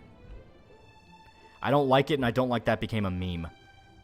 Everyone was doing the COVID Karen React thing where it's like, that's a fucking lady that's probably sick to death of being told what to do because she inherently knows it's wrong. Mercape Skete, $5. Remember Madonna was saying we're equal while bathing in milk and honey in her $1 million mansion where I'd look for a job due to COVID? Exactly. It's a sacrifice where, it's a sacrifice some will make, but I'm willing to do it. That bullshit. The fucking greater good faggot mentality of, yeah, everyone else has to put up, meanwhile I'm the exception.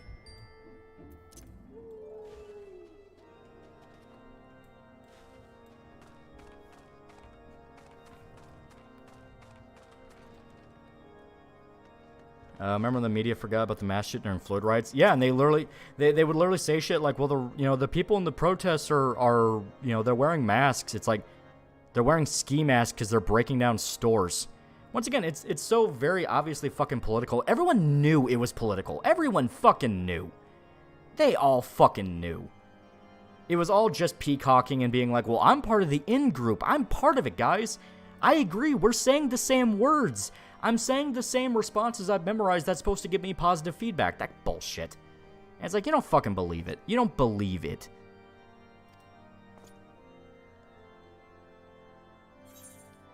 The people in Trump rallies have COVID and have to disperse. Exactly. Very, very obvious fucking politicization. And anyone that couldn't see it, you were being willfully blind. Willfully blind.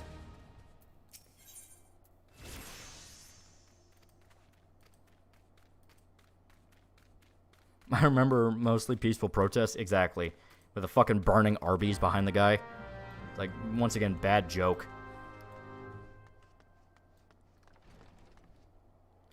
Everyone knew the day after the election the dead counters on every news channels were took down. Yeah.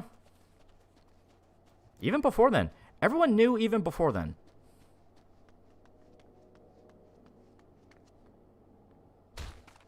Gold casket Floyd got actually put into the ground and not cremated. Yeah.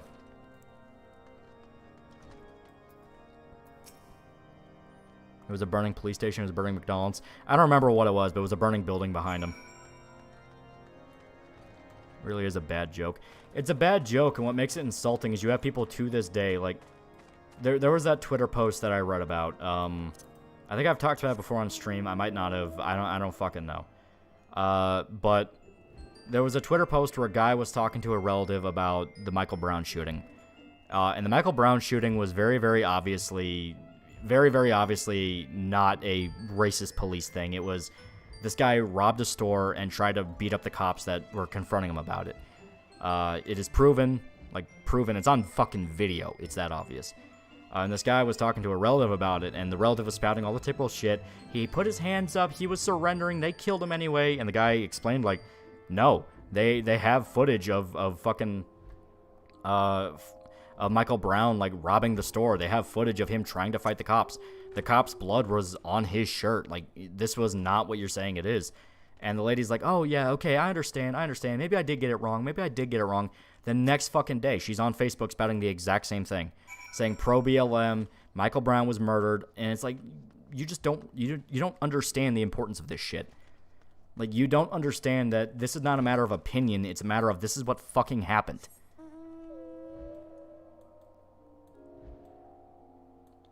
Fucking remember when they put plywood over the windows so spectators couldn't see them fucking manipulate votes in the perfectly round number of votes that showed up at 3 in the morning. Anyone that says Trump lost 2020 legitimately is full of shit. I watched that shit live. Me and my dad were watching that shit live. At 3 in the morning, we saw the fucking jump. At 3 in the morning, when they said the counters were done, we saw the jump. Anyone that tries to tell me that was organic, fuck you. Fuck you.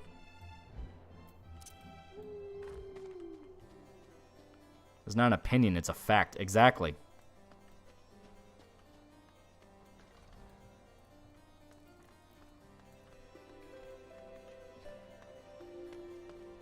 Ugh. Floyd died ODing. You can't convince me otherwise. But you had the fucking, you had the fucking autopsy report that came out after the trial, I think it was. No, it came out before the end of the trial, and it was forced to change, where it straight up said, yeah, the levels of fentanyl in his body, killed him. And you watch the video of the fucking police confrontation. He's delirious. He's going back and forth. He can't keep him. He's not in a good state of mind. And then we're supposed to believe, yes, being pinned on the neck is what killed him. It's like, no, he's fucking ODing. Once again, it's a case of, it's not an opinion, it's a fact. But people don't care. They don't care, and we have to live with the consequences.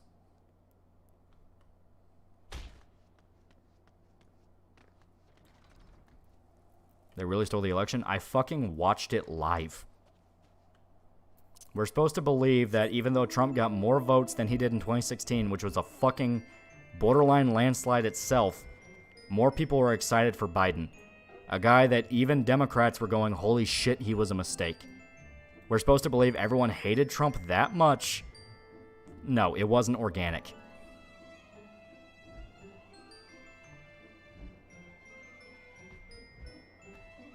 I appear on lone streams from time to time. It's a rule. I can't bring up 2020 because YouTube will nuke them. I don't give a shit. I don't give a shit because it's a matter of, in 20 years, we're going to talk like it was common sense 2020 was stolen.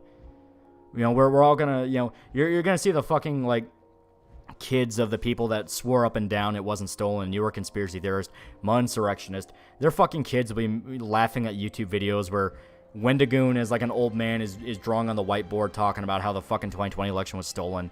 Hypothetical, I don't know if he gave a shit or not or would do that, but you get my point. Kids will be laughing at YouTube videos of fucking people debunking the 2020 election, saying it was stolen, putting up all the factors we know happened as it was. It's a bad fucking joke.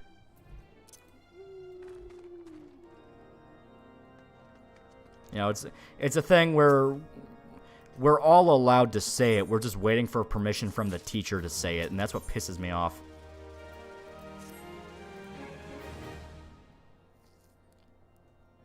My mom voted for Biden. She regrets it ever since.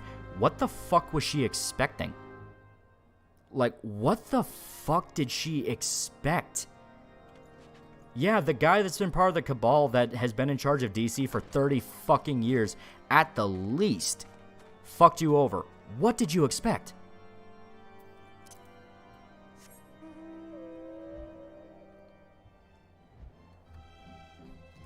The very fact people got indicted for even questioning the election. Yeah, which goes to show they're not telling the truth. They're not telling the fucking truth. Do you think JFK did steal it from Nixon? That's one of those where I think he did. I mean, his family was involved in organized crime. Wouldn't shock me.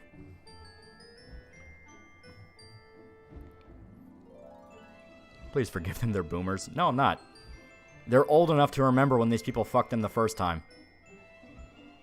It's a thing of I just don't have sympathy for people with this shit. It's you know what they've done. You know what they did. If you want to claim to be politically aware, you have to act politically aware.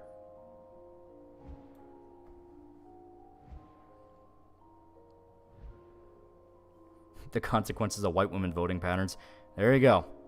There you go. I'm going to close our gas sector. Why is everything so expensive? Yeah, that's shit. Literally, first thing he did was gun after domestic oil companies, which was the whole reason America was making money. And people have the fucking gall to say that's not what caused gas prices to spike. Once again, fuck you.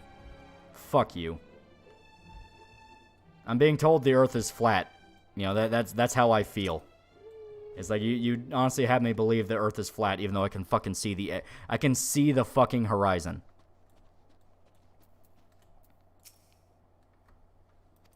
Old man Sam Hyde living in the mountains with his 50 offspring while iDubbbz crying alone in an abandoned apartment complex on a dying YouTube channel.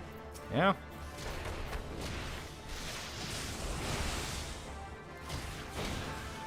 Even friends I have in Korea and Japan tell me it was a stolen election. Yeah. That's what I mean. We're like, political opinions are political opinions, but when something is wrong, it shouldn't be a matter of opinion. It shouldn't be a matter of, well, your team this, your team that. No, fuck you. It was wrong. It was wrong.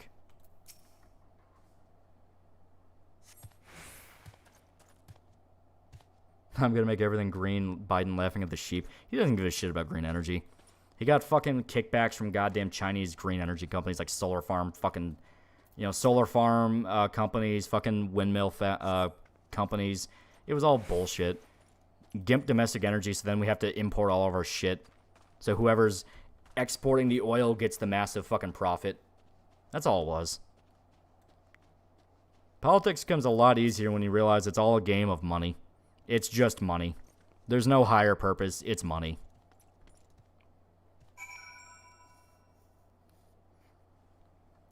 If you're not into nuclear, you're not serious about clean energy.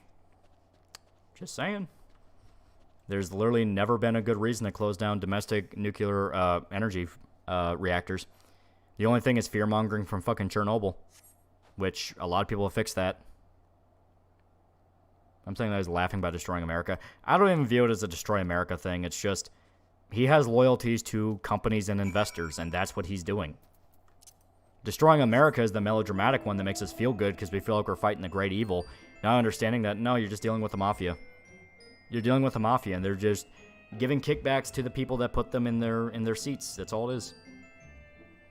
It's more mundane and sad.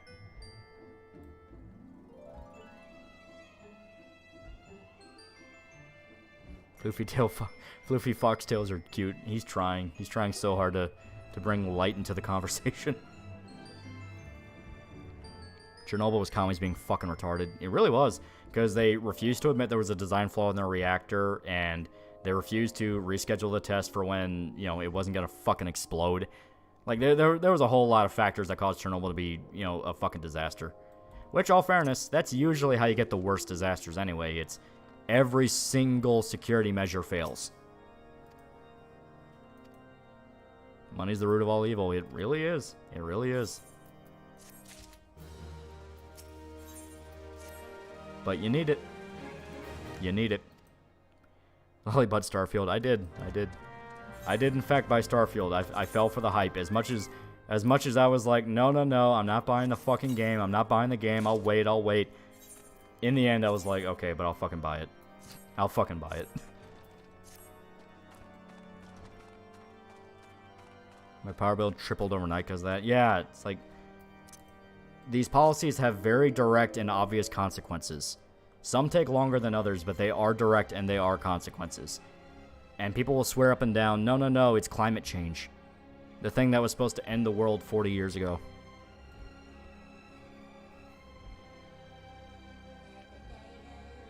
Streaming tomorrow?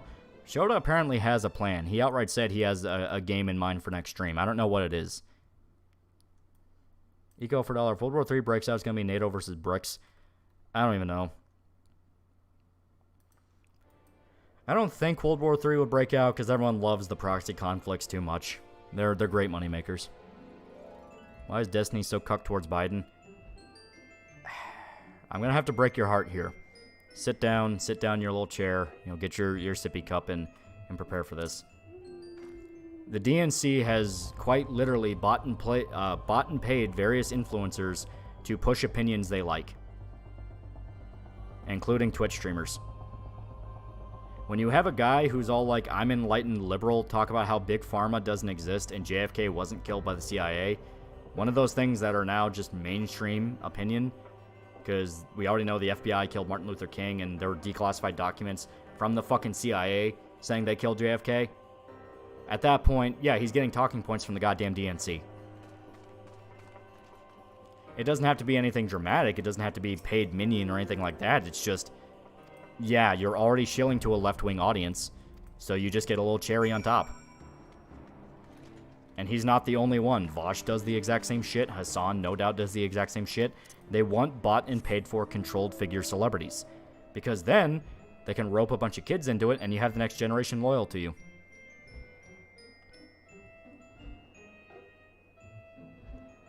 At least we know you're not getting paid, right?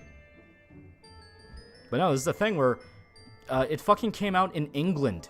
Like, there was like English politicians that were paying off fucking Twitch streamers. This is a thing that happens. Because why wouldn't it?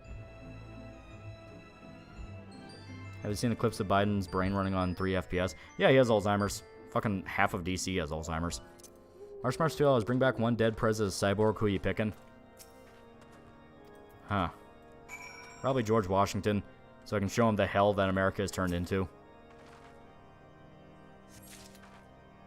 You think the Republican-Democrat machine will be broken up without revolution? I think it will, because entropy is just a thing. And no, I don't think America will collapse. I think people who say that are so desperate to LARP as Tom Clancy, and they don't really understand that, no, we're not special enough. We don't get anything like that. But I definitely think you will see a shift in politics. I don't know when. Maybe like 100 years from now. Where, yeah, landscape is completely fucking different.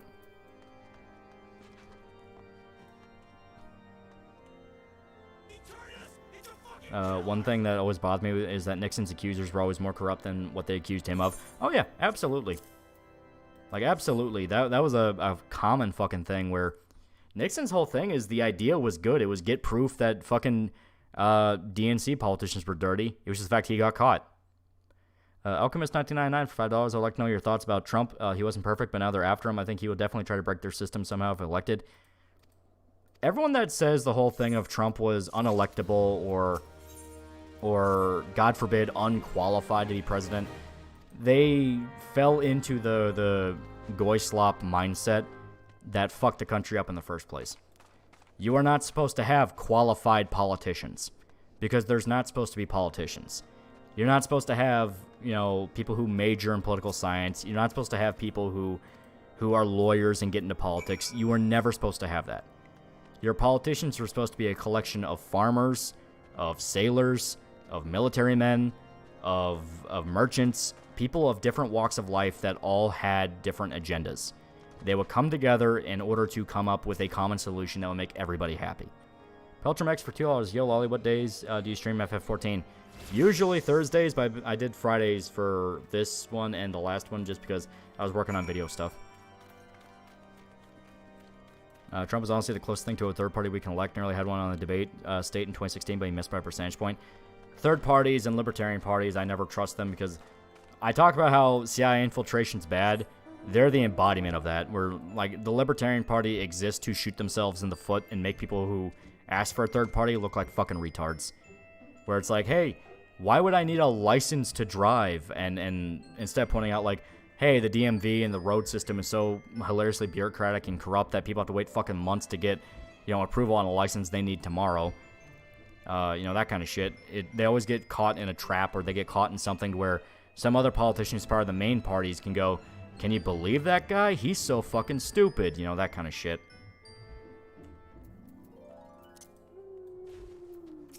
As stated, why would the CIA not put plants, even though they do it in every fucking other country? Destiny took Trump's I could shoot anyone quote quite literally, but Biden's if he ain't black is meaning something else when he clearly isn't functioning. Yeah, because he's biased. It's like, no, my team is this, your team is that. That's how it's supposed to work. My team good, your team bad. That's all it is. And I didn't give a shit what Trump said because guess what? Gas was cheap.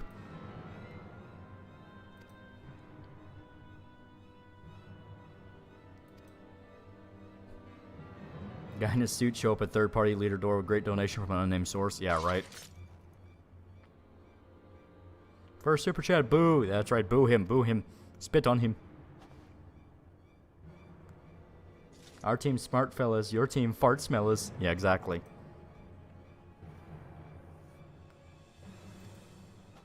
That's always what kind of made me laugh about fucking, you know, you listen to like fucking, I don't listen to a lot of fucking, you know, politics streamers because it just gets me mad. It gets me mad and I'm just like, dude, I physically don't have the patience to listen to this. I want to listen to fun stuff, you know. I used to be political as a teenager, but that's because every fucking teenager wants to be political at some point. But it's a thing of, you know, holy shit, I want to talk about something else. It's this thing where whenever I do find clips of, like, you know, you have, like, a Sitch and Adam thing where they're debating some fucking, like, kooky far lefty. They themselves are fucking lefty liberals. There's always that really funny thing of, you know, it's when you're listening to a straw man of, like, your side, and they're talking about how you're this and you're that, like, oh, they're all, like, crazy rednecks that don't believe in dinosaurs, you know, that was shit, like, that was shit that Destiny was saying on Stitch and Adam, which kind of made me go down the rabbit hole of, like, oh my god, is this dude fucking kidding me? Like, what does he think people are? But he unironically said, you have to treat Republicans like children because they don't believe dinosaurs exist. And I'm sitting there, you know, bumping my head against the wall going, who the fuck are you talking about? What are you talking about they don't believe in dinosaurs? What are you talking about they believe in the flat earth? Are you fucking stupid? Like, it's to the point of, like, it's not even a matter of, like, oh my god, how could you say that about Pluto? It's like, are you a fucking retard? Do you actually think that? March 2, I was off topic, but favorite Mindhunter portrayal. Ed Kemper, the main one, the big one, because holy shit. Well, do you think dinosaurs exist? Listen, we're not going to talk about that. But yeah, you get my point, where it's like, these insane stereotypes you have never heard before. Like, you have never heard before. Where it's like, they don't believe in medicine, they don't believe in science. It's like, no, motherfucker, I don't believe in Pfizer-approved medicine and science, because Pfizer's one of the most goddamn sued big pharma companies there is. You know, it's this thing where they have no idea who you are, and they think they know every single thing about you, and you're just one of many, and it's like, you're a fucking moron. You're a fucking idiot.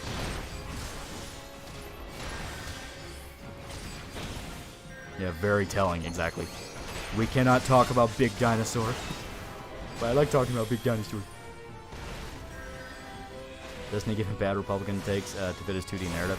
Well then, you know, at first people were, like, agreeing with him, then they came out like, yeah, he doesn't think the CIA killed JFK, and, oh yeah, maybe the bombings of Hiroshima were justified, which to a liberal audience, that's, like, verboten, you can't say that. You know, it's like, he's just one of many. I'm just picking his name out of a hat because he's the one coming to mind, but in general, there's this weird idea of, like, you know, oh, these people must be so fucking, like, you know, diehard, and they'd die for Trump, they would kill for Trump, and this and that, and you look at, like, you know, the average right-winger, and they're beaten down and tired, and they just want fucking anything different. Anything different to where their job isn't being outsourced. You know, they're not being told they're a piece of shit and have to give up more and more of their money. They want, like, basic fucking respect. And that's somehow, like, a bad thing because, well, maybe your ideas are just that bad. It's like, no, maybe you're just an elitist piece of shit. You know, maybe you're an elitist piece of shit that can only hear your shit repeated back to you over and over again. Like, look at Scott Cawthon with fucking Five Nights at Freddy's. Weird example, but you know exactly what I'm talking about. It came out that dude was, like, fucking donated to like, political candidates. Across the board, not just to right-wingers. Like, across the board, he donated. I think he already donated some money to that one fucking bitch, Tulsi Gabbard. And, like, his entire... You had all the fucking lefty kids in that fan base, like, dox his pregnant wife, threaten to kill his family, say he's a horrible person, and it's this thing of, like... It's why I don't take the anti-woke is more annoying than woke thing seriously, because no, they are fucking psychotic. Like, they are crazy. They only want to hear their shit repeated back to them over and over and over and over again, all the while accusing everybody else of being too sensitive. And it's like, fuck off. Fuck off. I'm not playing the goddamn game. You know what you're fucking doing. You know what you're doing. You know it's a fucking lie.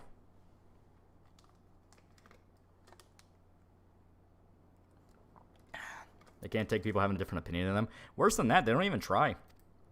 They don't even try to understand what other people, you know, might think or say. I know it's all like, well, it's just my opinion, man. No, it literally is a situation of like, Jesus fucking Christ.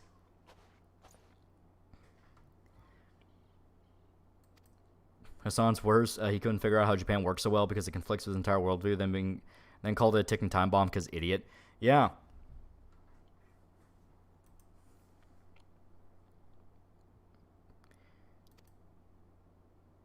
Fair with trying to get the chat to happy stuff like the Greedo is pushing a boulder up a hill. Yeah, right? There's a reason this shit needs to be talked about. Because then you might take a step back and go, man, why the fuck do I have patience for these people? It's like, well, why am I even, like, bothering to respect the idea they might have opinions? You know, that's not to say, like, be a fucking, like, edgelord, like, I'm gonna ruin your life. It's more the fact of just... It's like the scene in Moral Oral when Clay's dad's about to beat him, and he just goes, you're not even fucking worth it. You know, have that mindset.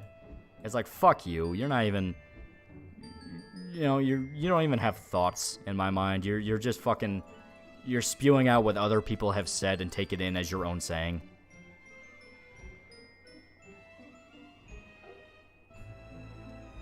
That's on Macross. It is good. It is good. Marsh for $5. That was egregious. The FNAF community still refused to admit that actually happened. Also, didn't Destiny get caught smoking meth? I pretty much assume any Twitch streamer is eventually caught with drugs and sex stuff. It's the culture.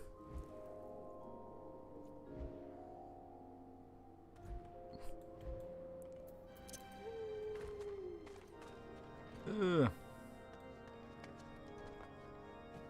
One side shitposts on 4chan, the other threatens to kill a man and his family for making political donations. Clearly both are bad. Yeah, that's what I get annoyed at, where once again there's a matter of opinion and there's a matter of fact. Where it's like, I don't need to read a fucking chart that tells me that you're a faggot. You show it with your own actions. There you go. That's my stance on it. I don't need a scientific study to say that you're a fucking wuss.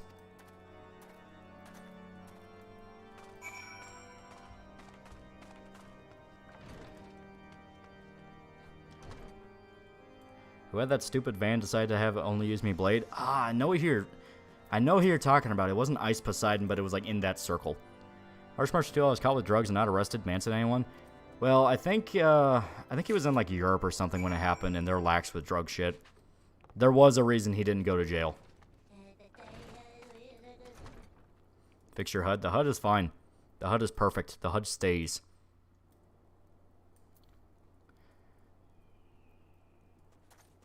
Eh.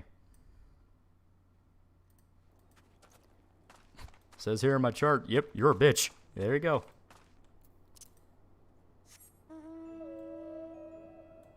There was a fun study that was done years ago that leftards are very bad to even grasp the opponent's side's arguments. Yeah, didn't Aiden Paladin do a video on that where it's like, not only does debate not help, it makes people more entrenched in their side. Where it's like, yeah, kind of goes to show all that fart huffing, wearing a suit, fucking wannabe internet political debate shit was all useless. It's like hearing out another side, it's like you're already convinced of your fucking side.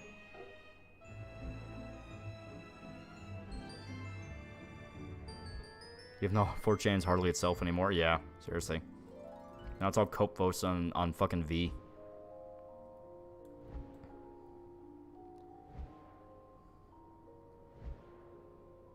Debates just make people angry. That's kind of what they were always intended to be. That's why, like, I didn't really take it seriously when people were complaining about internet blood sports, because it's like, dude, the whole fart huffing mud debate shit like Sargon wanted, it's the same thing. It's the same thing, you just use $5 words that nobody fucking cares about.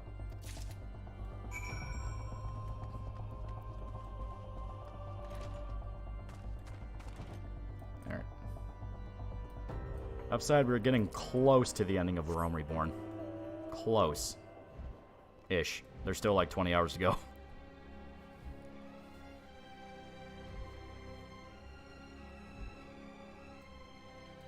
Pletrum X for $2. Looking forward to that Berserk announcement. I still believe it's going to be exhibitions. I still believe it's exhibitions. It's going to be another round of art exhibitions because, as stated, Drock on Twitter straight up said it was mainly going to be a domestic announcement. And if it was anything major, like a cancellation or an anime project, they would say it's something else. They would try to hype it up.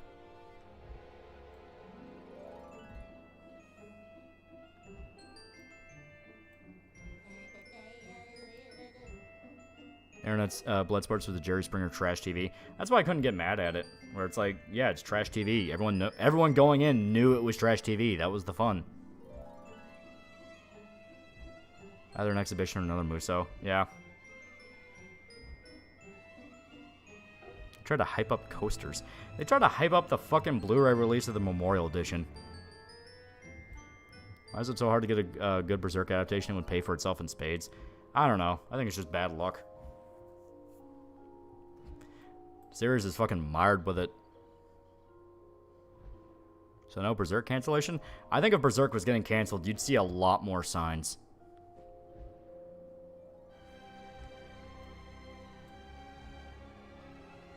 I never understood the debate me mindset that was wild for a while there. All it's to do is boost nobodies and make money. Well, that's probably was the thing. Everyone wants to drag each other at some faggot-ass fucking debate because they can claim a scalp or they can make money off super chats. That's all it is.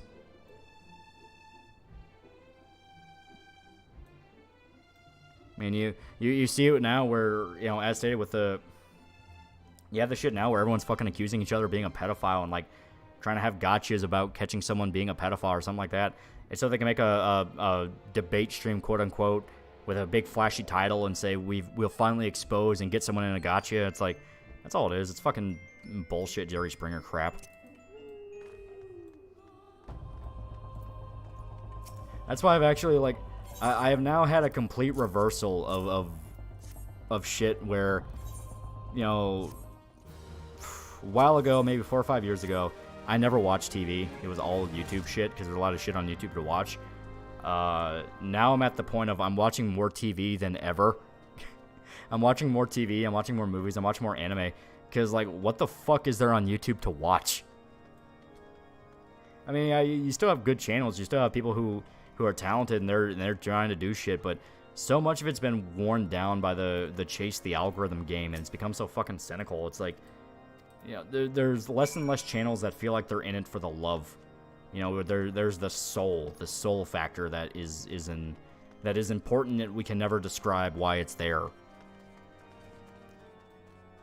I've been called a pedo unironically for saying I like Yorn reposting some artwork. I'm a pedo for liking the MILF. Walk me through that. Yeah, right? The internet became cable TV in all the worst ways possible. Worse than that, there's like more restrictions on YouTube than there are for fucking cable TV. Like, way more. Like, people can't show gore on YouTube videos. They can't do this. They can't do that. And it's all for fucking, like, quite literally bullshit standards. It's just advertising companies bending YouTube over a barrel because the CEOs don't want to... I almost said CIA by reflex. The fucking CEOs don't want to stand up to the advertising companies.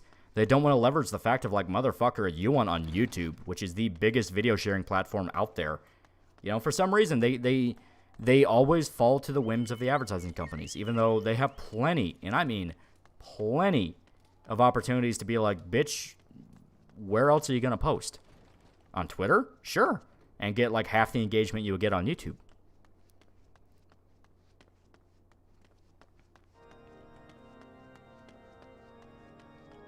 Pilgrimex for $2. Watch your content at work. Honestly, it's great. And yeah, I mean, you know, that is good. That's stated. I like the fact people like the channel and they enjoy it and they see it as one with soul. That is important. Oxy042 for $100. I'm in the same boat when I came to YouTube. Start watching Venture Bros because of you. Thanks. Yeah. Give him claps. Give him claps. Venture Bros is really good. Like I said, I'm on like season 5 right now. God, it's so fucking good. It's so fucking fun. Why you gotta put numbers and letters together? Why can't you just go fuck yourself? Why can't you just go fuck yourself? Yeah.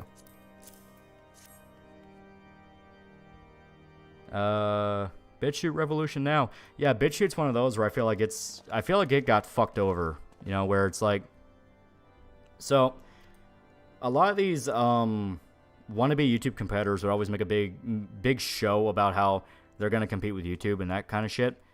And almost always they would get like brigaded by fucking articles talking about how it has this bad thing on it, this bad thing on it. Like fucking famously, BitChute, you go on there and like the entire front page is talking about fucking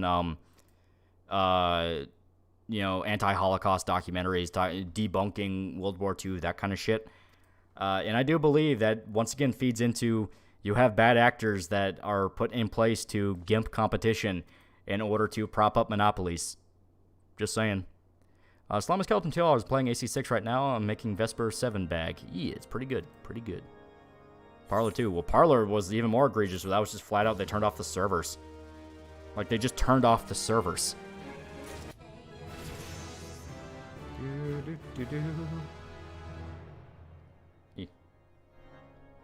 Best you can do is make an archive website, I think, and or Kiwi Farms alternative. That is true. That is true.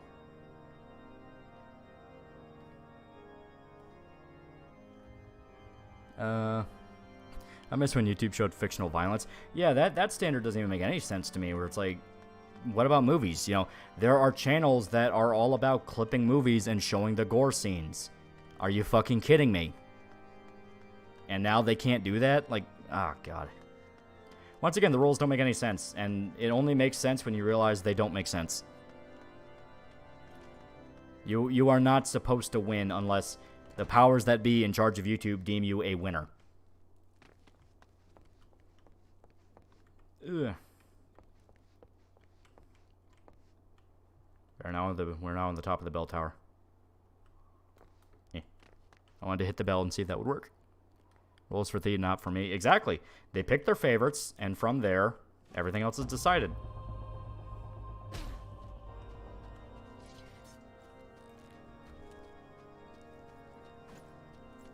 Ugh. One of my favorite things to do after I read each arc of Berserk was watch your video, cover them, see if I missed anything or got it all. Thanks for the great content. The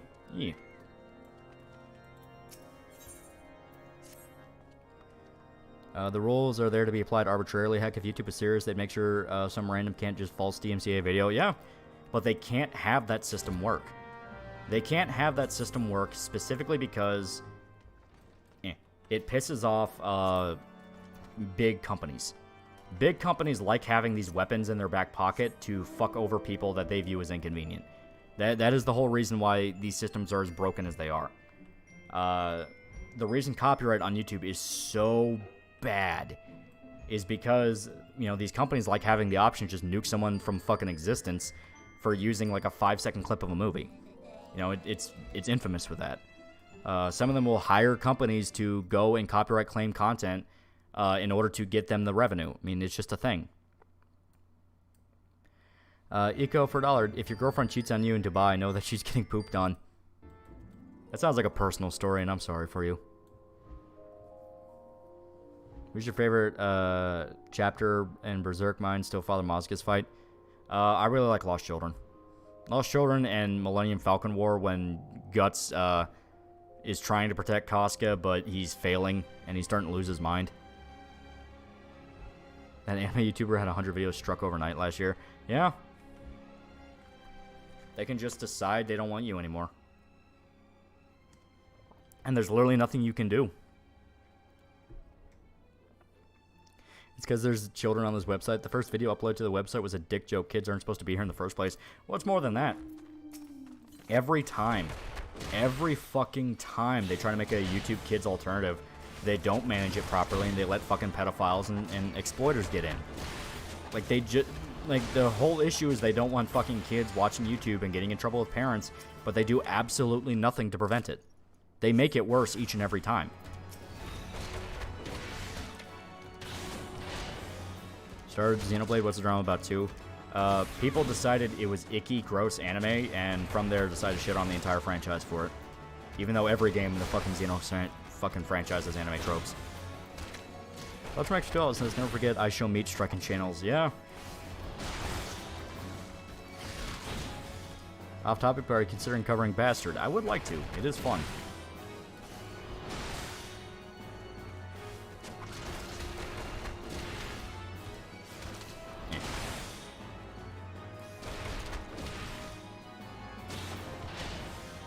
Oh, good.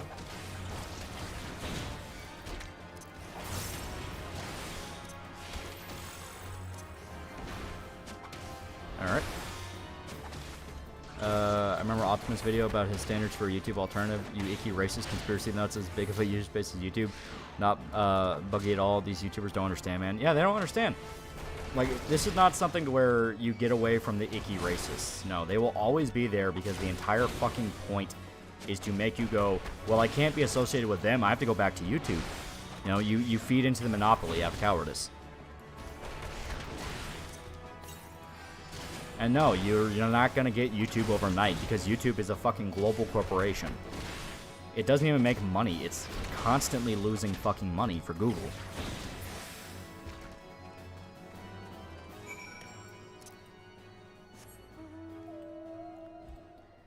Have you played Streets of Rage 4? I never really played too much Streets of Rage in general.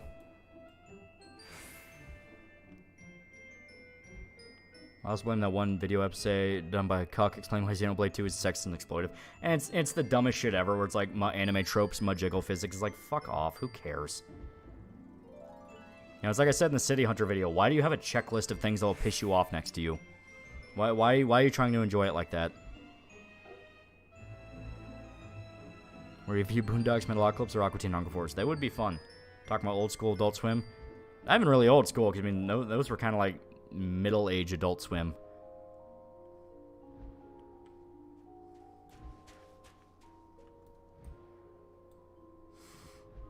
Ugh. Do you think Guts will live or die at the end of Berserk? I think he's gonna die. If it keeps going, I think Guts will die. I kind of want him to. I think it'd just be so fitting.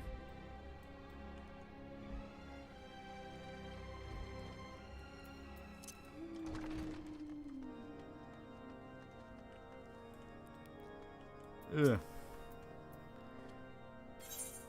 One thing that frustrates me is when I see channels who never promote their rumbles go on to complain about lack of interaction, say they'll stop posting, then never bitch again. Yeah, seriously, it's like, fuck off. It's engagement baiting. That's what makes it annoying. You start noticing the engagement bait. No happy ending? Never said that. You can have a happy ending and still have the main character die. Have him die, you know, have him die allowing the rest to live on.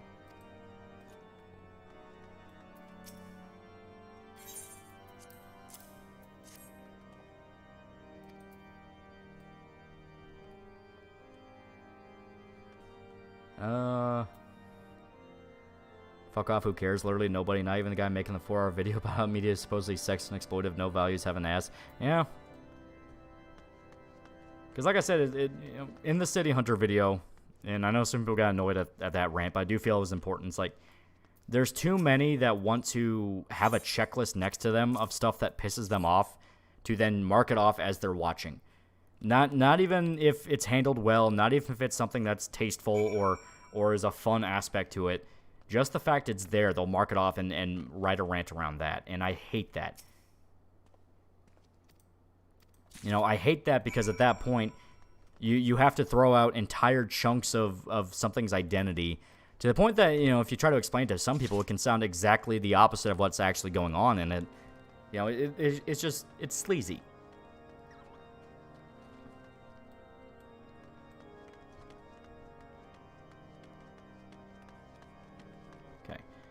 Yeah, I keep forgetting not in here. Moral busybodies get off on preaching and hating stuff. Yeah, pretty much. Everyone's too addicted to the fucking nihilism. City Hunter rant was still more appropriate than Quentin Review's rant in the Logan Paul movie. Yeah, because at least it still did apply. You know, it still did apply. Where it's like, hey, people who hate fan service stuff will despise City Hunter, even though without it, it would literally be a different series.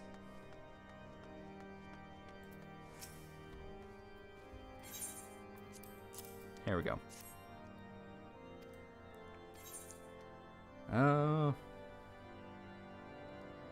Thus you get people who say, oh, but Costco was enjoying it. Yeah, where it's like, oh, but it's drawn like a hentai scene. It's like, you are ignoring massive context here.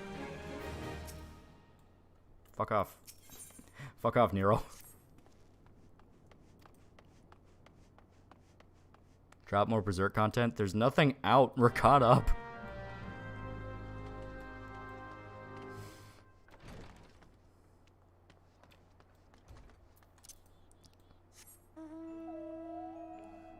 Love you, by the way. Not buying a shirt. Aw. New design's almost done. It's almost done. And it's looking pretty good so far. I will ask for a status update from the artist in the morning. Guessing Gut's gonna go out like Ukiria from Bleach and turn to Ash from pushing himself too hard. It's possible. Because, I mean, like, the entire point is he is way, way, way past the limit of him being able to even live healthily again. Is Xenoblade the only JRPG out there with sword people? Not even close. There's tons. Hell, that's only really for Xenoblade 2.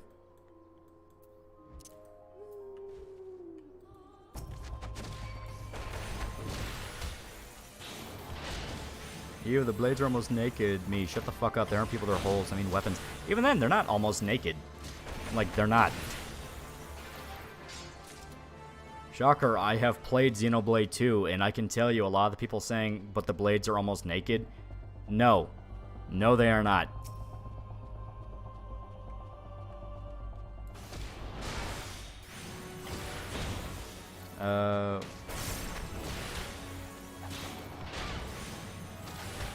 Hear about Jim's body breaking apart. He's shrank to 5'11". Yeah. He's actually dying.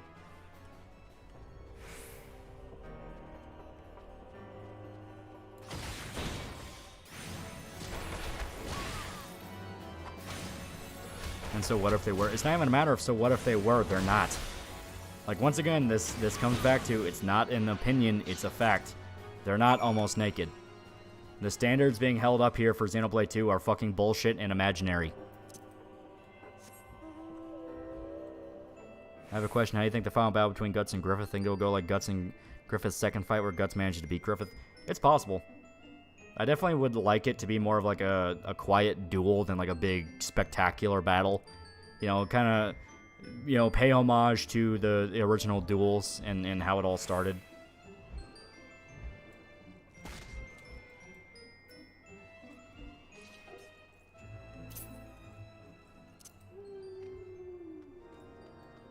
Must have had nude mods on the blades. Yeah, there you go.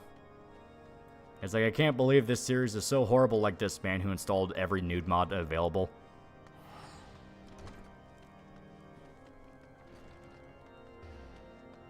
You know the controversy that was for Xeno 3? I don't know much about the controversies for 3. I kind of kept myself away from stuff about 3 because I didn't want to get spoiled.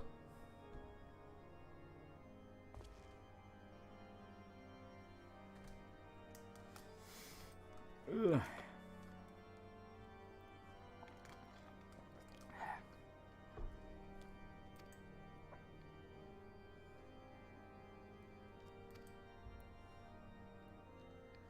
I wouldn't be surprised if Charlotte ends up giving birth to another Griffith demon baby too.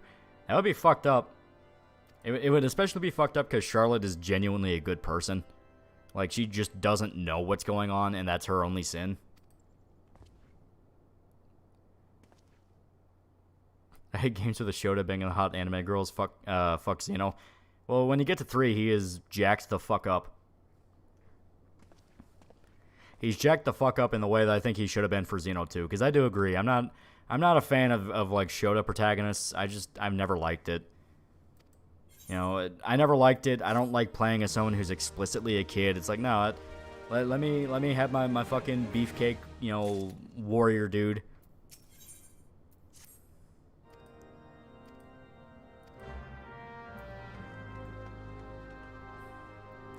Yeah, we're dealing with all the busy work right now.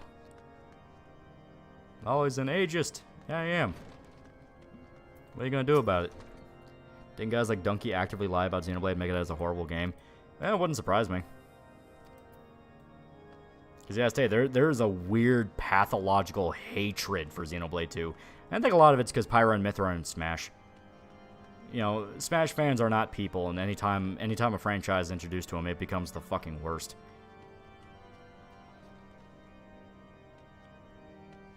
People say Casca liked it. I've never clearly seen her touch a woman before. Well, I think it's an edgy joke thing where it's just, oh, haha, you know, it's a thing.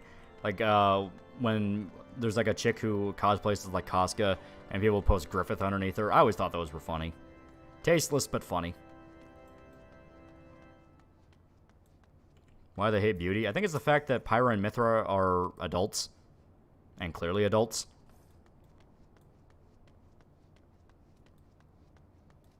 I want to play as Beefcake Supreme, not Juicebox Supreme. Exactly. It was a good thing Dante wasn't in Smash. Yeah, that's what I think. Bayonetta lucked out with the fact that there was a fucking massive content drop for Bayonetta. And we didn't get fucking Bayonetta 3 till years after she came out in Smash. Even then, they tried to take it over with the whole, Bayonetta's a queer icon, even though it's like, no, she's not.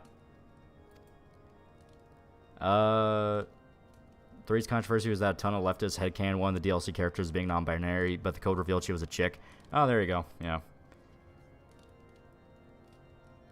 Like, nothing will ever be as revealing as that tweet that was about the fucking One Piece live action series that just came out, where there was some fucking lefty bitching on Twitter where it's like, man, they just kept it like the fucking manga. Couldn't they have made one of the characters trans to spice it up? It's like, there you go.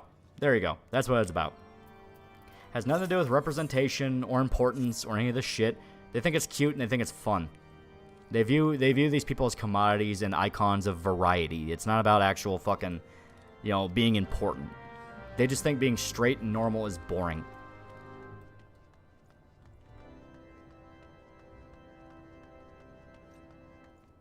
Yeah, Xenoblade 2 did so much to ruin the franchise's reputation, local Smash player, despite it being the highest selling. It's like, oh, but it brought a bunch of Coomers in. What Coomers? People who are already buying anime figures of the fucking Xenoblade 1 cast? It's like, fuck off.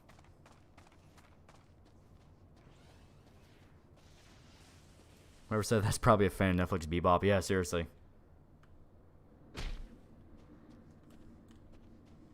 Alright, okay, but we actually need to heal real quick. Oh god.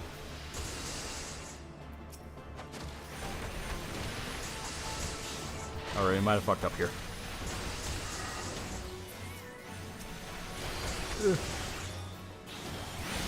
Can you post it in general? It was one of those where it was on my feed for 2 seconds, then it updated. If I find it, I'll post it, but I don't know.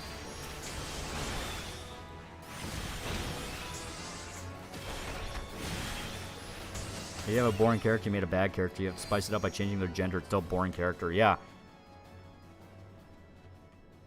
Once again, it comes back to that thing I talked about in the fucking City Hunter video where it's, you don't solve a cliche by running in the opposite direction because all you do is fucking, like, all you do is create the opposite extreme. Which, that's not as good either. And honestly, I think after this, we will call it because it is getting pretty late. And we still got to stream tomorrow, so. Yep. I will finish up this quest. God didn't send his smartest rabbit. Really didn't. Really didn't. That's in the Gundam Witch from Mercury Retcon controversy. It's a Gundam Dig video on it. Well, to even call it a controversy is kind of silly because it was like a press conference. It was a press conference. Like, I don't even think it was a press conference. I think it was a statement where it's like, oh, yeah, we're making it ambiguous on whether or not they got married, even though, like, the finale of Witch from Mercury, they have wedding rings. So it's like, it's kind of a non-issue. It's just kind of a statement.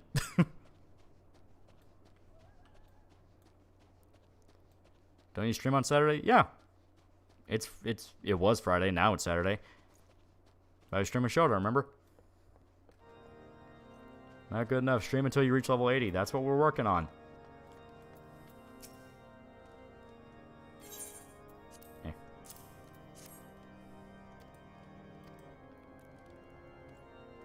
Stop saying you'll never be a woman. Start saying you'll never be happy. Okay.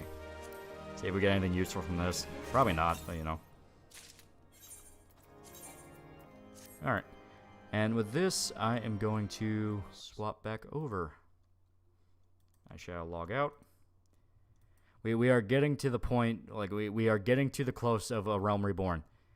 To the end of a Realm Reborn. After this segment, we have the end game where we fight the Empire. Then we have the patch quests. And after that, we get to Heaven's Ward. We get to Heaven's Ward. I swear to God.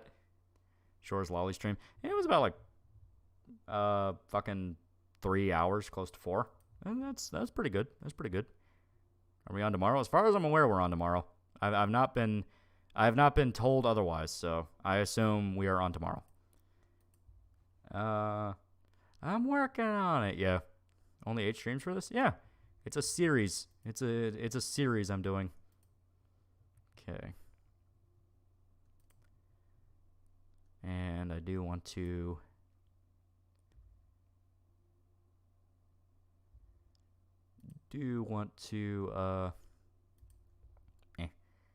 take care of something real quick.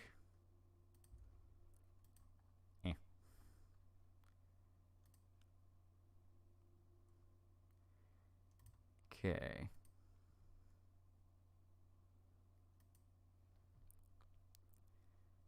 I'm working on getting that guy an invite because I did promise him I was gonna. I did promise him I was gonna do that. So there we go, and I shall message it to him. I will get the Patreon side fixed up in regards to the fucking bot. I just need to remember how to set it up. So, but it shall be it shall be done. It shall be done. I just have to remember how I did it. I think these tweets from Vito confirmed that he's a pedo. I think he was trolling, but there were a lot of people taking him seriously. I wouldn't want to let him near kids regardless. Vito is a massive fucking attention whore. He will say literally anything to get eyes on him. He does not give a shit if you think he's a pedophile or not. His entire thing is getting attention. Giving him attention is a really bad idea. And the worst part of it is he will actively work to fuck you over if he feels like it. He is the worst human being possible. Are you a Lane Pilgor boss? I don't know. Like Serial Experiments Lane? I haven't watched it in a while, but yeah, it was good. 100 gig games need to die. Yeah, fucking Starfield, yeah.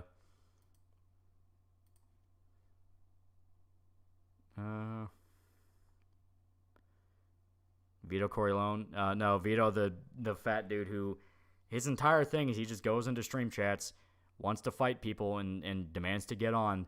You let him on, and then he just says a bunch of stupid shit, then you boot him off, and that somehow has allowed him to fail upwards to the point that he became the fucking co-host of the Dick Show, and has since then dragged the Dick Show down multiple levels.